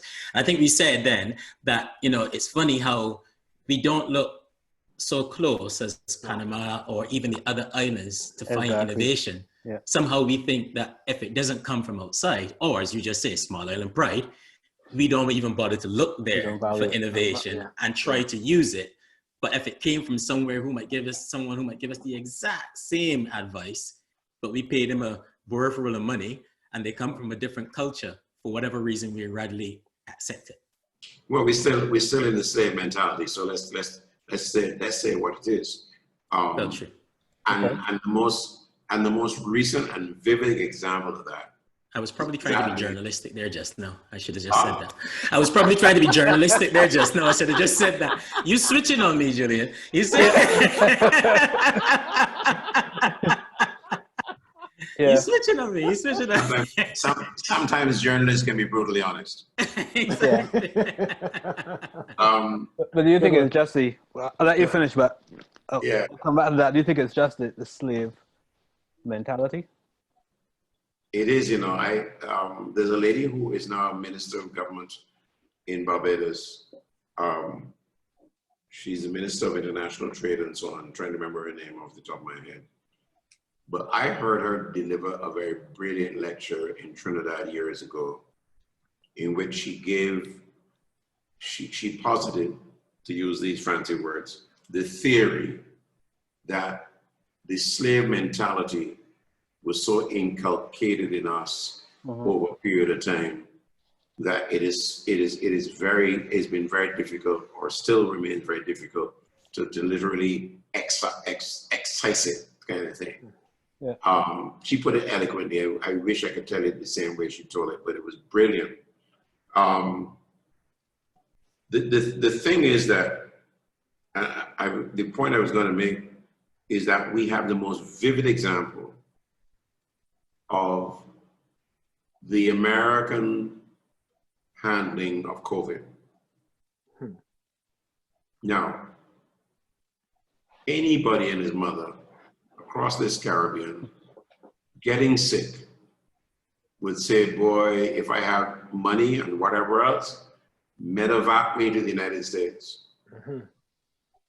Get me to Miami, get me to New York, get me to Washington, D.C. Right. Get me to Mount Sinai, get me somewhere. Yes. You understand?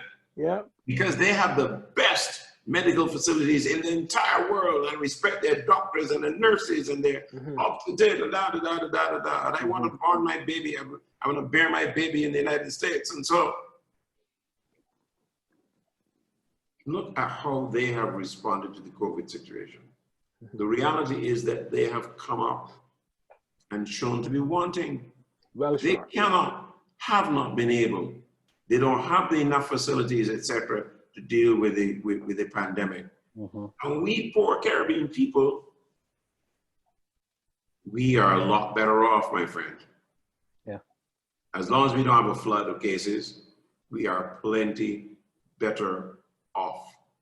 But it has turned the perception, hopefully, to the realization that things are not as bad in our Caribbean as many people have been saying, in terms of our ability to do this and do that and handle particular situations. Yes, we know you've gone to the accident emergency, you've been waiting for 20 hours, as the case may be. We know that is a matter of manpower, whatever it is. But once you get the treatment, you're in far better hands, etc. And it's a shock, because now people Caribbean people in the metropoles want to come home. They want to get back to the Caribbean where they are safe and with their families and whatever else. And so all of a sudden they have faith in our systems. Yeah. But this comes back a little bit to do with what we learn about ourselves and how we consume what we learn about ourselves, and also who's telling us who we are. And I think one of the things I always go is that the entertainment industry in the United States has done more to educate you about what you think the United States is than any documentary or news story there is. And I would say that one of the things that we haven't really developed that well in the Caribbean, and I'm hoping that happens, is that we really develop an industry from an entertainment perspective. And I'm not talking about just music or what's not, but even from TV shows and what's not, that actually give us a view of who we are through even entertaining. And then that's probably how we will help to foster, our understanding of ourselves. And it actually, most people probably think going to the United States to get help is a great thing because, back in the day, they watched St. Elsewhere or they're watching Grey's Anatomy. And that forms a culture in your head about what medicine is in the US. Yeah. Whether many people say, oh, no, it's just a TV program. Yes, it is. But trust me, that has actually helped you form a view, form an opinion of what medicine and the delivery of medicine is in the United States, and something that's not necessarily true, and is being borne out right now. And it'd be great if going forward we do a similar thing in helping us understanding ourselves, creating shows, creating different things that help us understand ourselves better or improve the perception of ourselves. I endorse that fully, because I do think. The reason I asked about the slave mentality, I think there is another fruit of that, which is this inherent fear that we have that stifles creativity. There's so many creative, innovative thinkers in the Caribbean, and I found growing up there, I always had ideas and so on, but never the self-belief that this is something that I could take. And I would write it down, think about it, but one, never having the self-belief. And probably never having the mentorship or the sort of endorsement and encouragement that it is possible, because everything around me said, no, it's not possible. And there are real constraints and there are real barriers, but a lot of the constraints and barriers are in our heads, are things that we create, and they don't actually exist. And sometimes it takes coming away and coming back for them to break. Or someone coming to us and showing us that those constraints don't really exist. But then you have to beware, because sometimes when someone from the outside comes to show us that those barriers don't exist, they have another agenda in mind as well. They can also come with motive. Yeah, exactly. Very true. But listen, if I can just make a point on that piece about entertainment, I'm sure Julian would remember his former host from CBC, Marvin Manning, back in the day in Barbados, when you would have been able to see entertainment programs in full view. And, it feels as though we've come to a place where in some ways the creativity has regressed and the access and the opportunity has regressed. And you don't see those homemade shows any longer. And I don't know if that's the same across the Caribbean. It certainly is, and it is the subject for a whole new show or one of these conversations, etc. For sure. To talk about originality in the Caribbean context, which is really at the heart of it. We did far more in the past than we do now, and that's it. Yeah. Yeah. Well, you can actually tell now, Julian and guys, that I'm losing my natural light now. Absolutely. The aperture in my picture is changing. But I got to say, this is an amazing conversation. And we can probably go on for a few more hours. So I think, Julian, we're going to have you back at some point. Yes, you can welcome me back. Now, that's not a problem at all. It's having conversations like these, I value a great deal, because it helps me to confirm that I'm not crazy. You're definitely not. But it's been really a delight having you. So thanks for the diagnosis. Mark, you were going to say something? No, I wanted one word from him, actually, one sentence from him. I have an 11-year-old, Julian, who is, born in England, but very Caribbean. And I wonder, when I look ahead, 20 years down the line, what kind of Caribbean would you want him to be able to participate in? I want him to always feel he's Caribbean, even at a distance, and continue to consider himself a national of the Caribbean. Where you're born doesn't make a difference now. I think it is really the foundation they've been provided with. Good. We're so happy to boast whenever we see Caribbean peoples succeed in the rest of the world, or people who are come out of our parentage, etc. There's a lot of pride and so on. Patrick Ewing, for instance, is in hospital, and we're anxious to promote the fact that he's Jamaican and so on. But I would just urge him to continue to have a sense of pride of being Caribbean. Yeah, because that's what he is. He's just not UK. He's come up in a Caribbean home. For sure. For sure, and the cultural strengths and values of the Caribbean should always be in his heart, and that is what he really grows up and gives to the world. I'm a Caribbean. I'm a proud Caribbean man, woman, whatever the case may be. I come from solid roots with respect and love and energy and excitement and enthusiasm, and I've learned how to deal with the highs and lows of life and so on. So yeah. Wow. Okay. Thank you so much, man. Thank you so much. Well, thank you for that. And Julian, thank you so much for joining us here in the living room. It's been a fascinating conversation, and as you say, we must have you back again to continue. Have you run out? I think I've got one last sip in my cup. I'm not going to the water. Next time, bring a bottle. Yeah. I was afraid of that. Remember, it's only lunchtime, huh? Is that, that's true. That's true. Yeah. That's true. But thank you so much for joining us here in the living room. It's been a pleasure having you, Julian. Thank you for taking the time. Thanks, guys. I'm really glad I don't know how we made the connection. You connected with me, or I connected with you. We had a mutual friend in Barbados. Actually, the one who did our very first show, June Fowler in Barbados, gave me the connection. All right. Okay. Great. She's a great gal. And I'm happy you made the connection and to expand my network of like-minded Caribbean people. This is very special. Thanks, guys. Yeah, thank you very much. Thank you for joining us. Yes. Okay, good. Thanks. Okay. Wow. I think when we look back, we're going to say that was a defining conversation. Absolutely. Honestly, guys, we could have gone on there for another 3 hours.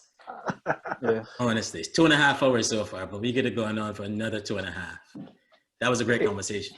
It is always a pleasure to listen to people who understand what they're talking about, who've been there, who got the experience, but not just have the experience, but who are prepared to be authentic with it and say, look, these are the challenges.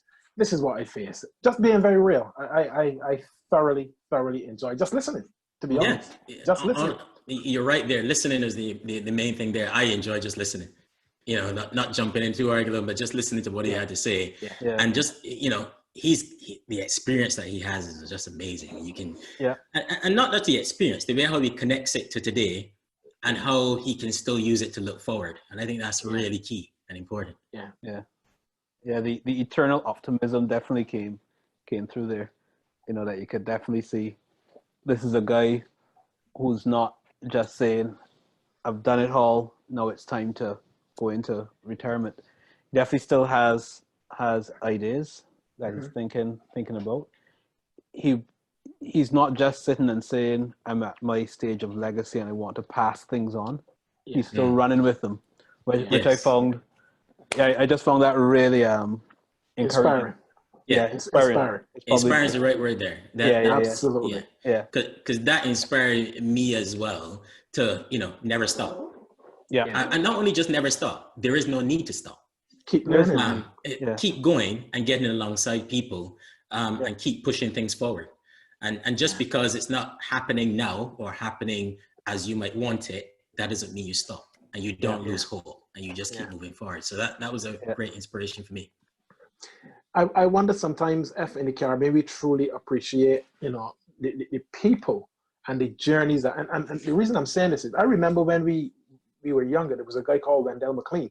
I don't know if you remember his name, Yes.